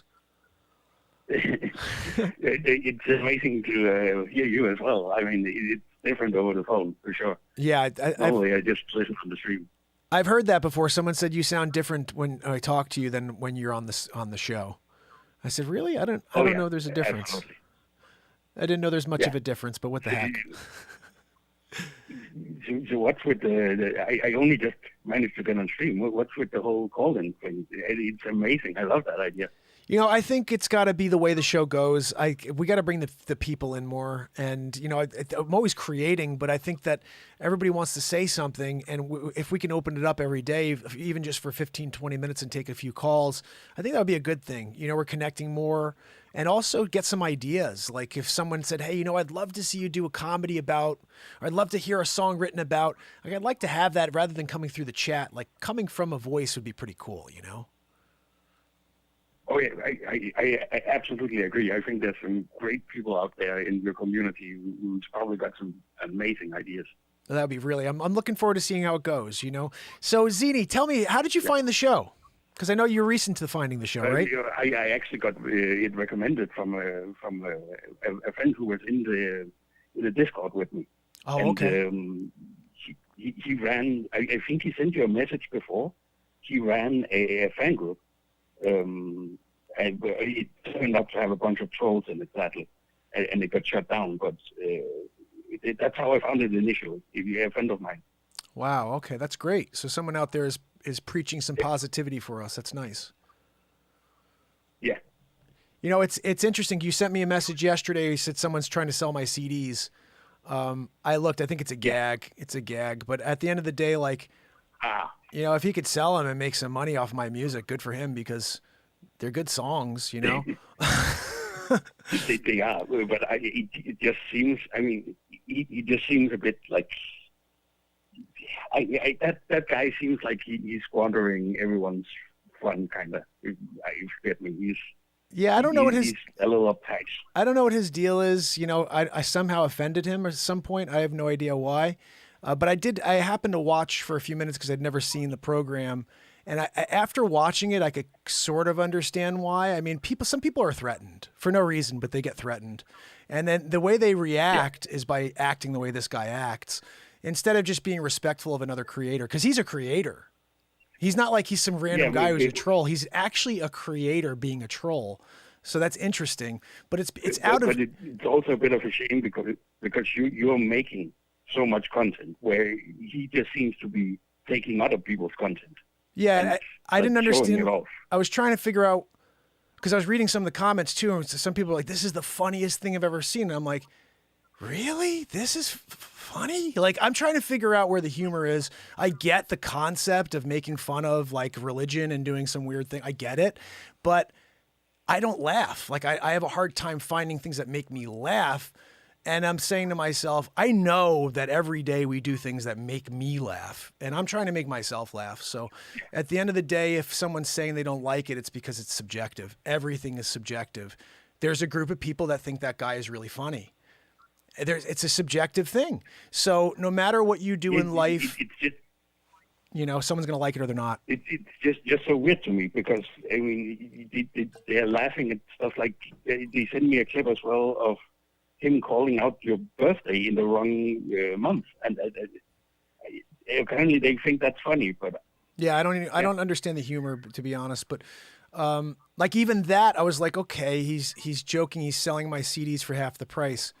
I was like, okay, good for him if he could sell my CDs, but then he's going to have to print them out and he's going to have to buy a printer like I did and go and print my CDs. Go, good for you. Go do it. But then I'm like, he's giving me air on his show, and in some weird way, I'm like, it's a very odd thing. You know, what goes back to is, so about maybe a year ago, one of our subs said, hey, Mark, do something Mark on the Ark and do like this thing where you're saving the world on an Ark. And I did that. I did 3 episodes, and that was it. It was just a 3-episode run. And all of a sudden, these people found me because I guess that's what he calls his show, something like The Ark or whatever. And I'm like, it's just one of like 50 comedy shows. Like, he has one thing he does. I'm always doing something new. Yeah. Like, so I did something a year ago that I never looked back at because I just kept going. And he's still doing the same crappy thing. And I'm like, but you know what? He's got people watching it, and good for him, you know? But that's where it kind of baffled me. I'm thinking to myself, okay, comedy for comedy. You get somebody who doesn't know me and doesn't know him, put us on screen together. Just put us on screen together. That's all I'd say. Because anybody who doesn't know me or know him, just have them watch that and then watch me. And just say, look, you have no idea what any of these are. What's funny? And then we can decide from there. But the reality is, I just want people that are creators to create. I actually respect the fact that he's creating. I'm like, good, you got a show and you're creating something. It's not coming back the same way. It's some weird jealousy thing. But again, you know, when people are only able to do one thing, they try to rip down people that can do other things because they want to try to. I don't even understand the concept, to be honest, because I got nothing but love in this show for everybody, even that guy who's a troll. But it's just weird to me because I never even knew about this until we did that one show. I only did 3 of them, never did it again because it wasn't even that good a show. I mean, Mark and the Ark was funny, but it wasn't that funny. I mean, we did Jurassic Mark after that. We did Stuck on Mars. We did, you know, Back to the Future Mark. Such better concepts than Mark and the Ark. Yeah. But if someone in the platform has an idea, I'm going to go with it. You know what I mean? I'm going to go give it a shot. And that's what Paul did. Paul said, Mark, do Mark and the Ark. What was weird is Paul kind of took off. I haven't seen him in a while, but he was like, do Mark and the Ark. And I was like, The next day I did it. I was like, Paul, I did it for you. Like, it's weird how I do that for you guys. Like, you'll say something and I literally do it that day or the next day. I'll actually create it, you know, because I care about you guys. Like, this show is about us. This show is about living in the moment and taking your ideas and bringing them to life as well. And so that's why I love doing this. And I think that's a really good thing about improv, because you can really you can get to do all the content you want. Yeah, exactly. And you could stop whenever you want, or you could choose to keep going like we do sometimes. I mean, think about this way. The movie I just released, the BB Poo Poo movie, the cryptocurrency movie for 2022, that started because I happened to jokingly in one split second say, you know, you don't want to give me like that crap coin like BB Poo Poo. And just saying that led to a 1 hour and 47-minute movie. I never would have had a movie if I didn't say the word BB Poo Poo. And all of a sudden, just to realize when I said that, how stupid that name is. I was like, you're not gonna give me BB Poo Poo? Are you kidding me? I need it, you know? And like BB Poo Poo. And then S Coop in the chat says, I thought you were saying pee pee poo poo. And all of a sudden now we literally have a movie because we extended this into like pee pee poo poo and shibbity bibbity boo. And it's like, but none of it would have happened if I wasn't gonna let my improvisation, my intuition for improvisation just go, you know? And so I'm having so much fun. That's why, like, when I saw that message and I'm seeing people who do try to troll sometimes, I really laugh. Like, some guy came in a few weeks ago and I put my movie on, the Christmas movie, and at like the 10-hour mark, someone came in, they're like, ugh, this is still playing? It's not even funny or something like that. And I saw it and I was like, and I know how funny that movie is. I'm interviewing Santa Claus and he farts. Like, that's funny in itself. And so, like, I know that movie's hilarious. And so for me to hear a troll just come in and try to be trollish, I just laugh. And so I actually, at the end of that 10-hour feed, I went on and I just said, I just want you to know, like, when you guys come in here and you're like, oh, I found this self-conscious streamer because he only has 26 people watching. Oh, we can rip him apart and tell him he obviously sucks because he only has 26. I don't care how many people are watching. I'm so confident on what I do and how much fun I have when I do what I do that I'm aware there are enough people out there that will connect to it eventually. Just right now, they have no opportunity to. Big tech hates what I do. And they love this troll because he's dividing the world. I'm sorry? It's very hard to find your content. Even I'm subscribed and I have trouble finding it. You hear that, guy? Zini's subscribed and he has a hard time finding my content. That is the truth of the world we live in, and that's why we have to fight extra hard to get the word out. And guys, just so you know, like, he spreads the word out in Europe. They had a Discord. They created a Renaissance Man Discord for a while until these trolls got in there and destroyed it. And you know, that's telling that a show that has, you know, this going on is being trolled. That means we're doing something right. I think you're only doing something right when you get trolled. Yeah, I think a lot of it is their lives are kind of sad, especially that guy who does the other show, because I heard some things about, like, he has and no disrespect to it because it's kind of sad, but apparently his son is deformed, and it's kind of a sad situation, and I think he just sort of takes out those kind of frustrations on others. I would because he can't. I would think that could be a thing, but I would also think, based on how this person's shown himself, I could see that being a story. I could see that being a complete story. May not even have a kid, so I could see that just being a way to get some attention and for people to feel bad. And I could see it being a thing like, I don't even have any kids, you know, like I could see that being based on the way he's treating a positivity platform. I could see that. But he could also very well have a situation. He tried to raise money for his kid once, and so it could absolutely be just him faking it. Yeah, I mean, some people are really good at conning people into giving them money. It's funny. It's the one thing I should tell you guys more often, like, Patreon is the best way to support this program.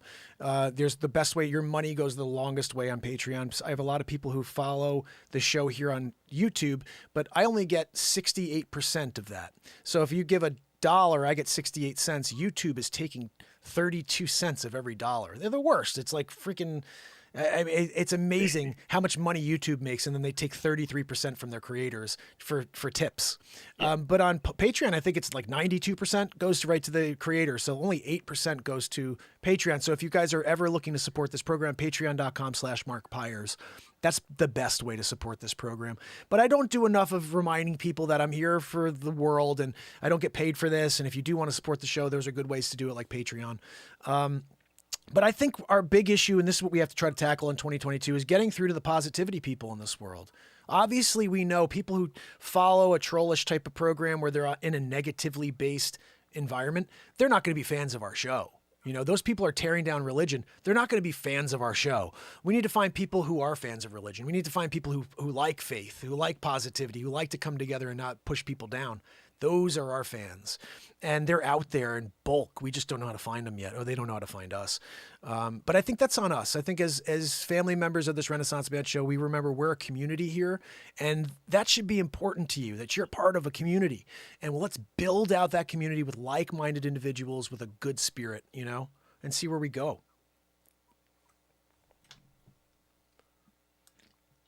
Yeah. So Zini, I absolutely agree. So I appreciate the fact that you've, you know, here's the bottom line, guys. I don't know about anything unless Zinni let me know about it, because I don't pay attention to other creators. I don't have time. I have 3 kids. I work all day in real estate, and I show up for you guys for 2+ hours. And then if I'm not on there, I'm editing something for you to release the next day. So I don't have time to watch other creators, to watch other shows. The only people I watch are Wages. Tommy, I'll watch if I have a chance. I'll pop on. My brother, if I'm going over to EMA, I'll watch, you know, and get my information from Ron. But those are my close friends, so that's why I'll tune in. In general, I don't have a chance to preview other programs, to find out if anybody mentions my show. A couple people told me that recently Adam Marfugel mentioned the show, which is amazing. Thank you, Adam, for doing that. I don't have a chance to tune in. He's on when I'm on, you know, so that's the other thing. Christine said, every time I hit the air, Marfugel's on the air. Salty Cracker's on the air. Ron's on the air. Wages, Wages, by the way, send some love to Wages. He's still dealing with CV right now. Give him some love. But Wages hasn't put out a video in 2 weeks because he's been sick. But, you know, everybody's on, you know, Acts is on. We're all on at the same time, 10 o'clock, 10:30 at night. So I think what we have to do is grassroots it. You know, Zinni's over there, that part of the world. I'm here in Connecticut. You got people in Canada. If everybody just starts spreading the word at the coffee shop, if you can get out of your house, and you just tell people to tune in. We're there every night of the year, and to set your calendar, because YouTube will not alert you, but tune in around 10 o'clock Eastern every night and we're on the air, you know? Maybe we do. It was a good idea. It came through before that maybe we have like a mailing list. BDP said we should get a mailing list together. And I think the Telegram is a better way of doing that, because on Telegram, anybody can pop on and be, oh, guys, Mark's doing a 1 o'clock show right now. Tune in. And there's right now only 37 people have subscribed or followed the Telegram. So we need to get people to know. I mean, we have 7,500 subs on YouTube. We should have 4,000 subscribers on my Telegram, you know? And so we need to get people to start getting over there and being a part of it. Derek, thank you so much. You are the best. Head over, Derek. Please hit that Telegram link. So guys, if we can all get on Telegram, and somebody in this family, in this community, can send out a note whenever I hit it the air or whenever a new premiere is on, we will always at least know that there's something happening. I can guarantee you, though, Find ways around YouTube and their censorship. Say again, buddy? Find ways around YouTube and their censorship. Exactly. Yeah, we find ways around YouTube and their censorship. The thing is if we know that they're doing it, and we have known for 3 years, then we have to proactively find a way around it. And that means get creative. Make your own clips of the show. Don't take my clips and share them. Make your own. Like Zini likes something from the show, he's going to take a screen grab of 30 seconds and pop it on his Discord. Guys, you see this cool moment from Renaissance Man the other night? Come join us. We're live every night. That is how you break the barrier, because they won't block Zini. They're blocking my clips. They're blocking my links. And this is something I found out from YouTube, from Facebook. My friend Austin told me this. He said, when I post your link, your links are banned. So your actual link from YouTube doesn't get pushed out. So when I put it on Facebook, nobody sees it. So it has to be somebody else either makes a video and makes a channel just off of clips of my stuff, and they're like, hey, check this out. And that creates some momentum towards our channel, or literally people are just on their Facebook and like, oh, I saw this funny, or I saw this cool song, or I laughed so hard at this one thing. Guys, check it out. I screen grabbed it. You could see the show every night and send the link, you know, and make your own link. I think that's the only way to make it work.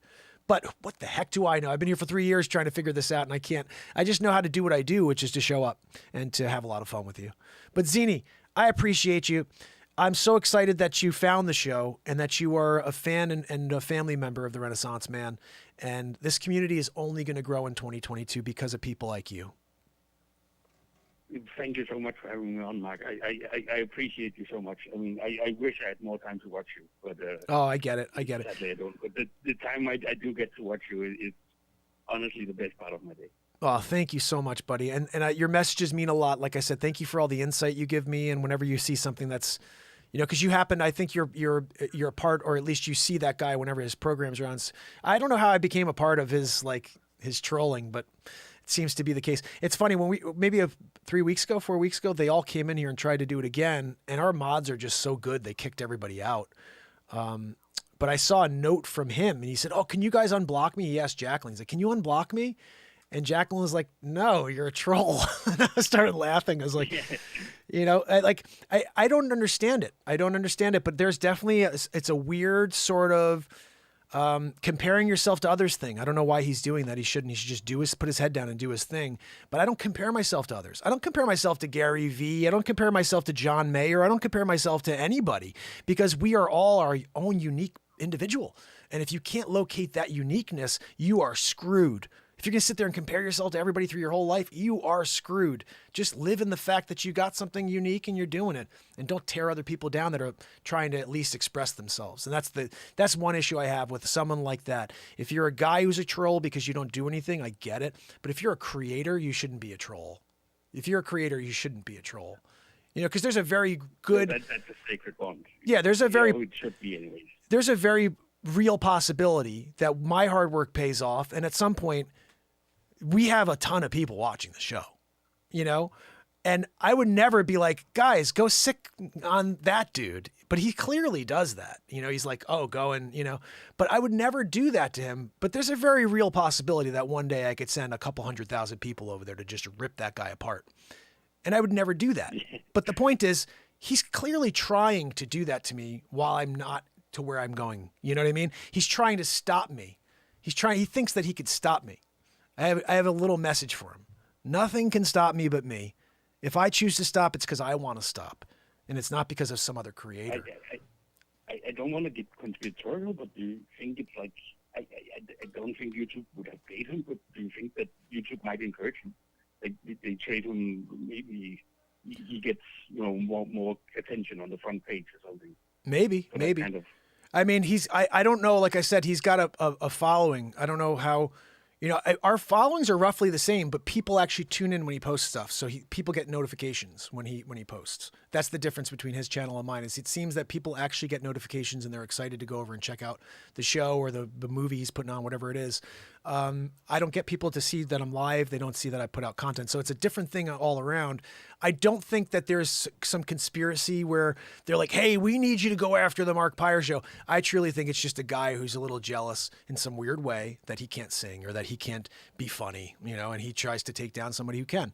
And you know, like here's the difference. You either have to use your crowd to be funny and you need your audience to bring the funny and to say things on the screen that make it funny, or you are funny. It's one or the other. You know, you run a show where the people in the chat make it funny by saying really awkward things and rude things, and that becomes funny, or you are funny. You can't have it both ways, or you can, but it's clear the way he runs the show. It's because he needs the funny, he brings them in. But the thing is, and it's definitely not a coordinated effort from YouTube. It's just a guy who came across me because I did something about an stupid ARC thing. And instead of him just being like, whatever, he decided to take a little bit of it, take it as a threat instead of being like, oh, here's another creator expressing themselves. And he did it 3 times and moved on because he's very creative. You know, I have no interest in doing one thing for the rest of my life. Content, honestly. I mean, if he falls upon just because he has ARC in the name and you have ARC in the sketch, right? That suggests he's really out of ideas. Yeah, well, that's the thing is, my thing is I don't want to settle on one thing. I wouldn't want to do Back to the Future Mark every day for the rest of my life. It's a funny concept, and I could do it every day for the rest of my life and be funny. But I wouldn't want to do that every day. I want to do Bat Mark. I want to do Super Mark. I want to do Spider Mark. I want to do Stuck on Mars. I want to come out with something that's never been thought of today and make it in the moment. Oh, I see Derek Kepner in the chat saying someday half the world will be watching this. Say it again? That's kind of awesome. Say that again, buddy? That's a good attitude. What'd you say, buddy? I missed that part. Sorry? What'd you say, Zini? I missed that part.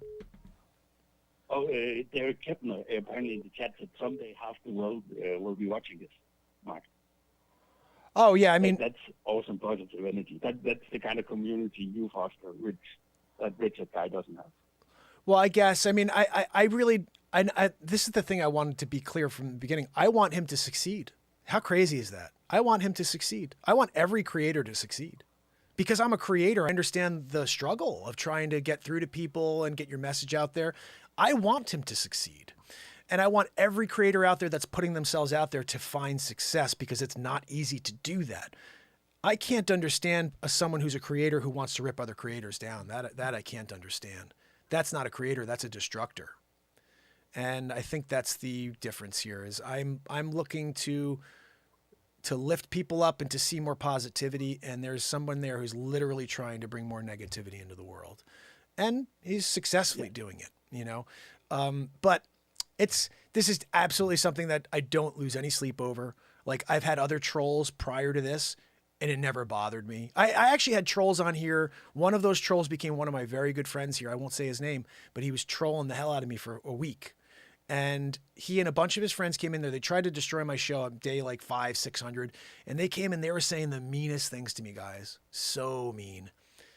But it didn't bother me. Do you know why? Because I'm not self-conscious. I didn't care I had 2 people on. That was what they were going at. You just quit now, dude. You got 2 people watching. You suck. All this weird stuff. And I'm like, I'm in the middle of writing music, creating comedy in the moment. And they're saying that. I'm like, I know you're the crazy one. No matter how bad the comedy is, no matter how bad the song is, anyone writing a song in front of you or creating comedy in front of you, that's just exemplary to try, whether it's good or not, just the attempt. So when someone comes in and says, this sucks, I'm like, well, clearly you suck because creation is going on and you don't even have your ears or your eyes open. You're just choosing to be negative from the moment you came in. You came in with that knife out, ready to go. I could have came in here, I could have had Gary V literally standing behind me and they were ready to come in with a you suck. You know what I mean? So it's not like they came in wanting to see what the show's about today. They come in, we're going to go and destroy that show. That's literally, they're in their little discords together like, guys, okay, you ready? Let's go over and destroy the Renaissance Man show. Good freaking luck. I got awesome mods and you don't bother me. In fact, I think this is the craziest thing. For some reason, I'm living rent-free in his mind. I have no idea why, but I'm living rent-free in his mind. What the? I don't even know this guy. And I'm in his mind. All he could think about is me. How crazy is that? How crazy is that? I don't even know this guy. Never met him. Never spoke to him before. And all he could think about is this show, to the fact that every time he does a show, he tries to rip my show down. He sends trolls over from his platform into my platform. It's very telling. Imagine how much time they spend on this stuff. It has to be. Well, you're just fostering positivity and a really good community. Yeah, they're sending that towards a positivity platform. I mean, look, and this is what I realized when I saw him coming and I saw other people. I'm like, guys, just remember, this is just the beginning of what to expect. Going forward, when we do reach thousands and hundreds of thousands of people, we're going to be getting hit with trolls left and right because trolls don't like positivity. Trolls want to destroy positivity. The evil of this world is going to hate what we're doing. And that's why we're going to do it well. And we're going to show up every day and we're going to deliver that light. And we're going to smile when they come in here and they try to beat us up. We're going to smile at them. Oh, hey, how you doing over there? Hope you have a great day. You know, because there is no reason to hate. If we remember that we came from a source, so we were one originally, so hatred is the man's intentional division coming to life. That's it. Think about it this way, Zini, you could tell me because you're a different part of the world. When you're a child, you don't look at anybody's skin color. You look at someone's smile. You look at someone's smile when you're a kid. Absolutely. And you're like, I want to play with that little kid because he's smiling at me. I don't know what they look like. That smile is what I see. I see an energy coming at me. We lose all of that when our parents start indoctrinating us into different thought processes, and we're saying, oh, you have to believe in this, and no, that person's not real. There's only one way to the, we're born with one truth, is that we're one, and then man gets involved and divides us. It's crazy. It's crazy. And this has been intentional from the beginning, and only a few of us, it seems, are fully awake and seeing it. It's funny, they have this thing called the woke, but they're like the most unawake. It's the craziest thing I've ever seen in my life. The woke are the most unawake. It's the people who are seeing it clearly. They're not woke, they're just awake, but the woke are so asleep, it's not even friggin' funny, Like living in the Twilight Zone stuff. Someone said it the best the other day. I think it was Elon Musk. He said, this is the first time in history where angry people are getting a pass. Angry people are allowed to go out and be angry and mean. And they're like, oh, no, it's because it's, and it's just where we are. The angry people are the woke. Yeah. And we're like, we have to respect the woke. They want to resegregate us, which is yes. Disturbing, especially in a country like Denmark where we never had segregation. They all of a sudden talking about, how we should separate people. Yeah. And I think this is what happens to societies before a large takeover, the coup. This is a massive coup, right? I mean, if you think about it, we have a worldwide coup to take over and create one government, and everybody's on board. I don't know who's going to run it. I think it's President G-hole, but someone's running it, and it's not Biden, I'll tell you that. And I don't think he knows where he is, like half the time. But that's been the case for a while. I'm curious, what do they say in Denmark about our president? About what, sorry? About our president, the president of the United States currently. Oh, Joe Biden. They do think he is a little silly, but he's definitely preferred to Donald Trump. They think they like him more than Trump? He's not portrayed. He's not portrayed in the most kind of lights. But to be fair, our government is socialist, and if they've been doing some illegal power grabs, like during the coronavirus, they killed all the mink without any legislative permission, and I think that has been sort of a test on what they can get away with, because it was $1 billion industry.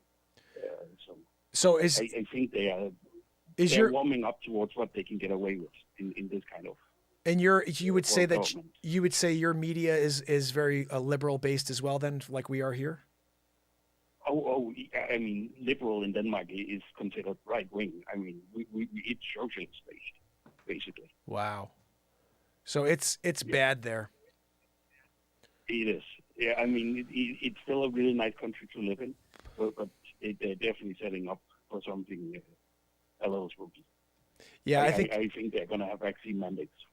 Yeah, that's what we're thinking too here. That's why my wife and I were joking, but seriously thinking like Florida is the place to be because I like the politics there. And they'll allow you to live your life and to be free and decide whether or not you choose to take something.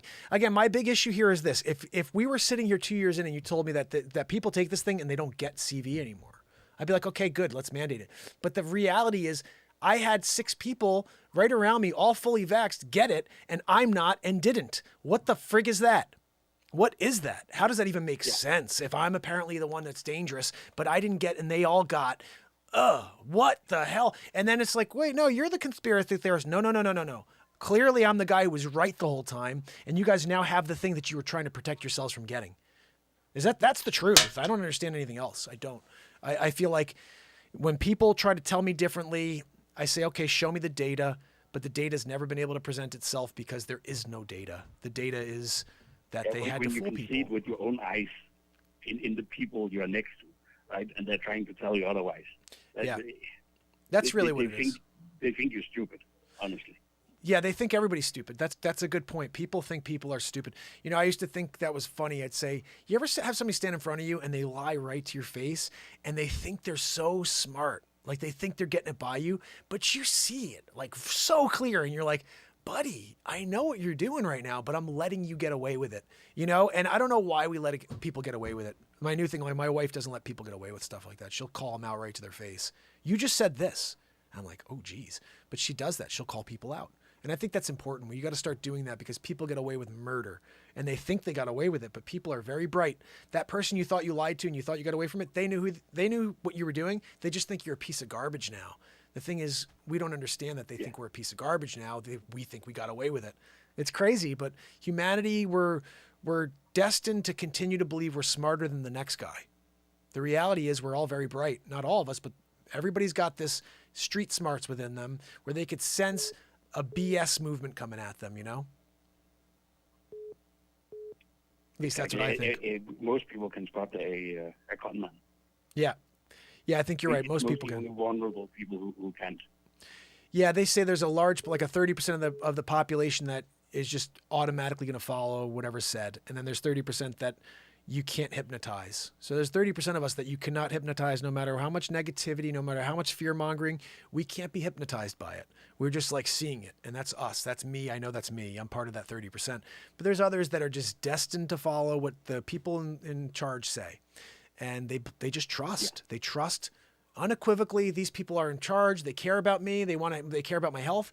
You know, the big question I've always had here is, if they cared so much about your health, why would they make something that doesn't stop the transmission, A, and B, are you sure they didn't care more about their future potential of income? When you think about how the potential autoimmune diseases and anything else that could happen over the next 3 to 5 to 10 years, and the money they're going to collect with new drugs coming to market? No. They care about my health. Yeah, I'm sure you're right about that one, and it's not the first thing. Nobody saw that. My wife watched this. I didn't see it, but it's called Dope Sick. It was a movie about the opioid epidemic that took place a few years ago, and it showed the mentality of the big pharma corporations and how they act. They knowingly are killing people, and they continue to push it. They did that with the opiate crisis. They knew it was killing people, and they continued to say it was safe and, that's right, effective. And what happened there? Something like some crazy payout went out, and rightly so. Those people should be in jail. Okay.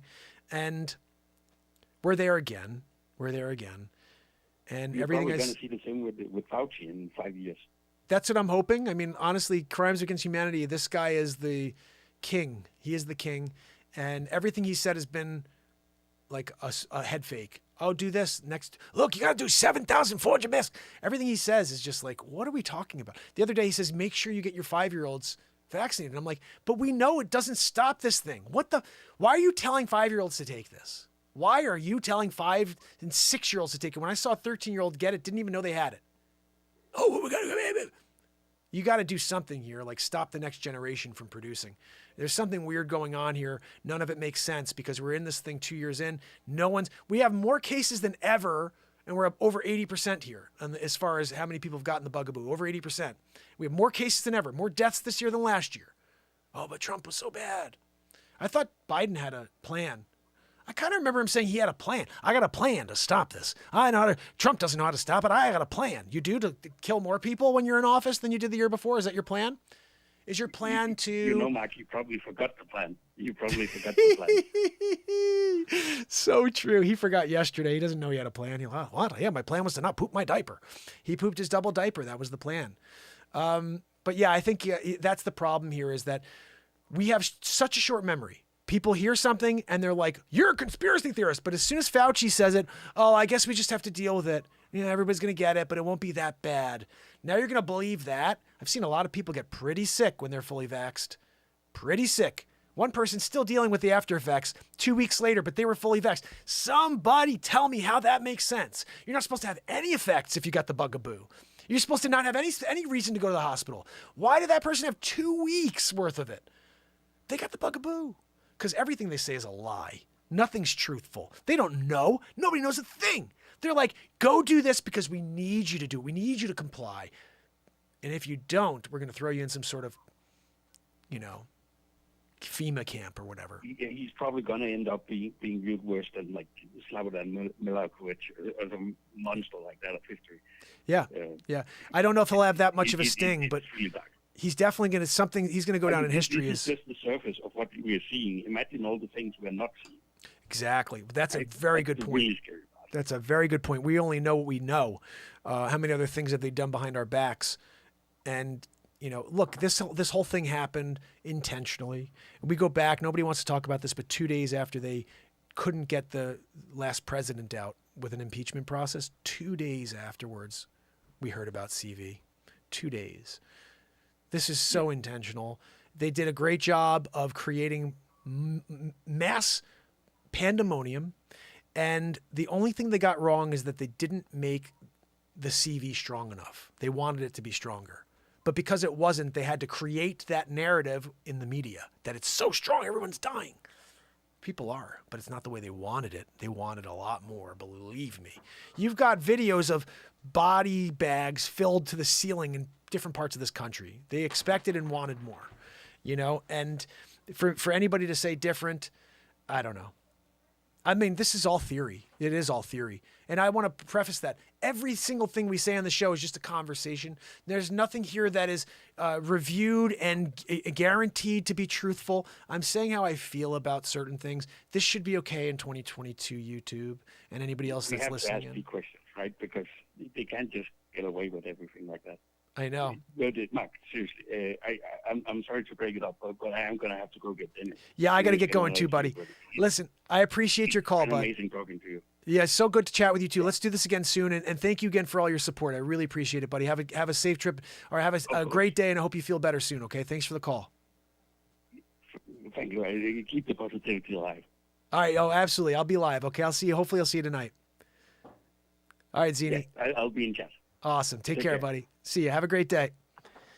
Guys, so cool to get Zini on. He's been a supporter of the show, and I know that was random, that conversation we had, but he's been letting me know about this troll situation for a little while, and it's actually good to chat with him a little bit about it. I really have no concern about anything like that. I love what we do here. I'm not concerned with other programs. I respect all other programs, and I honestly believe all creators should respect other creators, and if you don't, you know, you got some looking in the mirror to do. But there is a situation with another creator who's found some sort of weird animosity towards this positivity platform that writes songs live in the moment and creates comedy. And it's like a semi-comedy show, I guess. I don't really know. I tried to watch. I had to tune out after a little bit. And not trying to bring him down. I'm just saying, like, I don't know. My thing, I don't think I'd be into like ripping down religion. It's just not my thing, you know. But I understand the concept behind it, like that I get. But we are where we are. We are in day 1099 in a row of positivity, live songwriting, and comedy, and we're going to continue on with this concept, fam and friends. So remember, this evening I intend to come back to do another show with you, about 10:30. And if you haven't yet, share the friggin' hell out of this show. There are 4 feature films, 156 songs from the last 12 months on iTunes, on Spotify, and we are releasing an album a month for the rest of the year and a feature film each month this year. So we have 24 guaranteed pieces of content this year, 12 albums of 13 songs, and 12 feature films. Woo! That's quite a lot of content to manufacture, but we're going to do it. We're going to do it. I hope they're as good as the other movies. Guess we'll see. Oh, fam and friends. So when we get to this evening, are we going to record another movie? Or are we going to write some more music? Not sure yet. I guess you have to tune in to find out. So, fam, friends, if you're here, say goodnight now, or forever hold your peace, or at least until this evening. Christine Seidman, Kathleen Danford, Pamela Swan, Zinni, so awesome chatting with you. It was very, very cool. Anybody else here that wants to get a plug, a good afternoon? If not, I will see you this evening and catch up on some content, do some sharing. Remember, guys, this is the only long-form variety show on the planet. 1,099 days in a row, and we're just getting started. So, until this evening, it's Mark Pires. And it's Renaissance, man. I love you guys. I'll see you later. You got to go away. You got to go away. Until later, fam. Hello!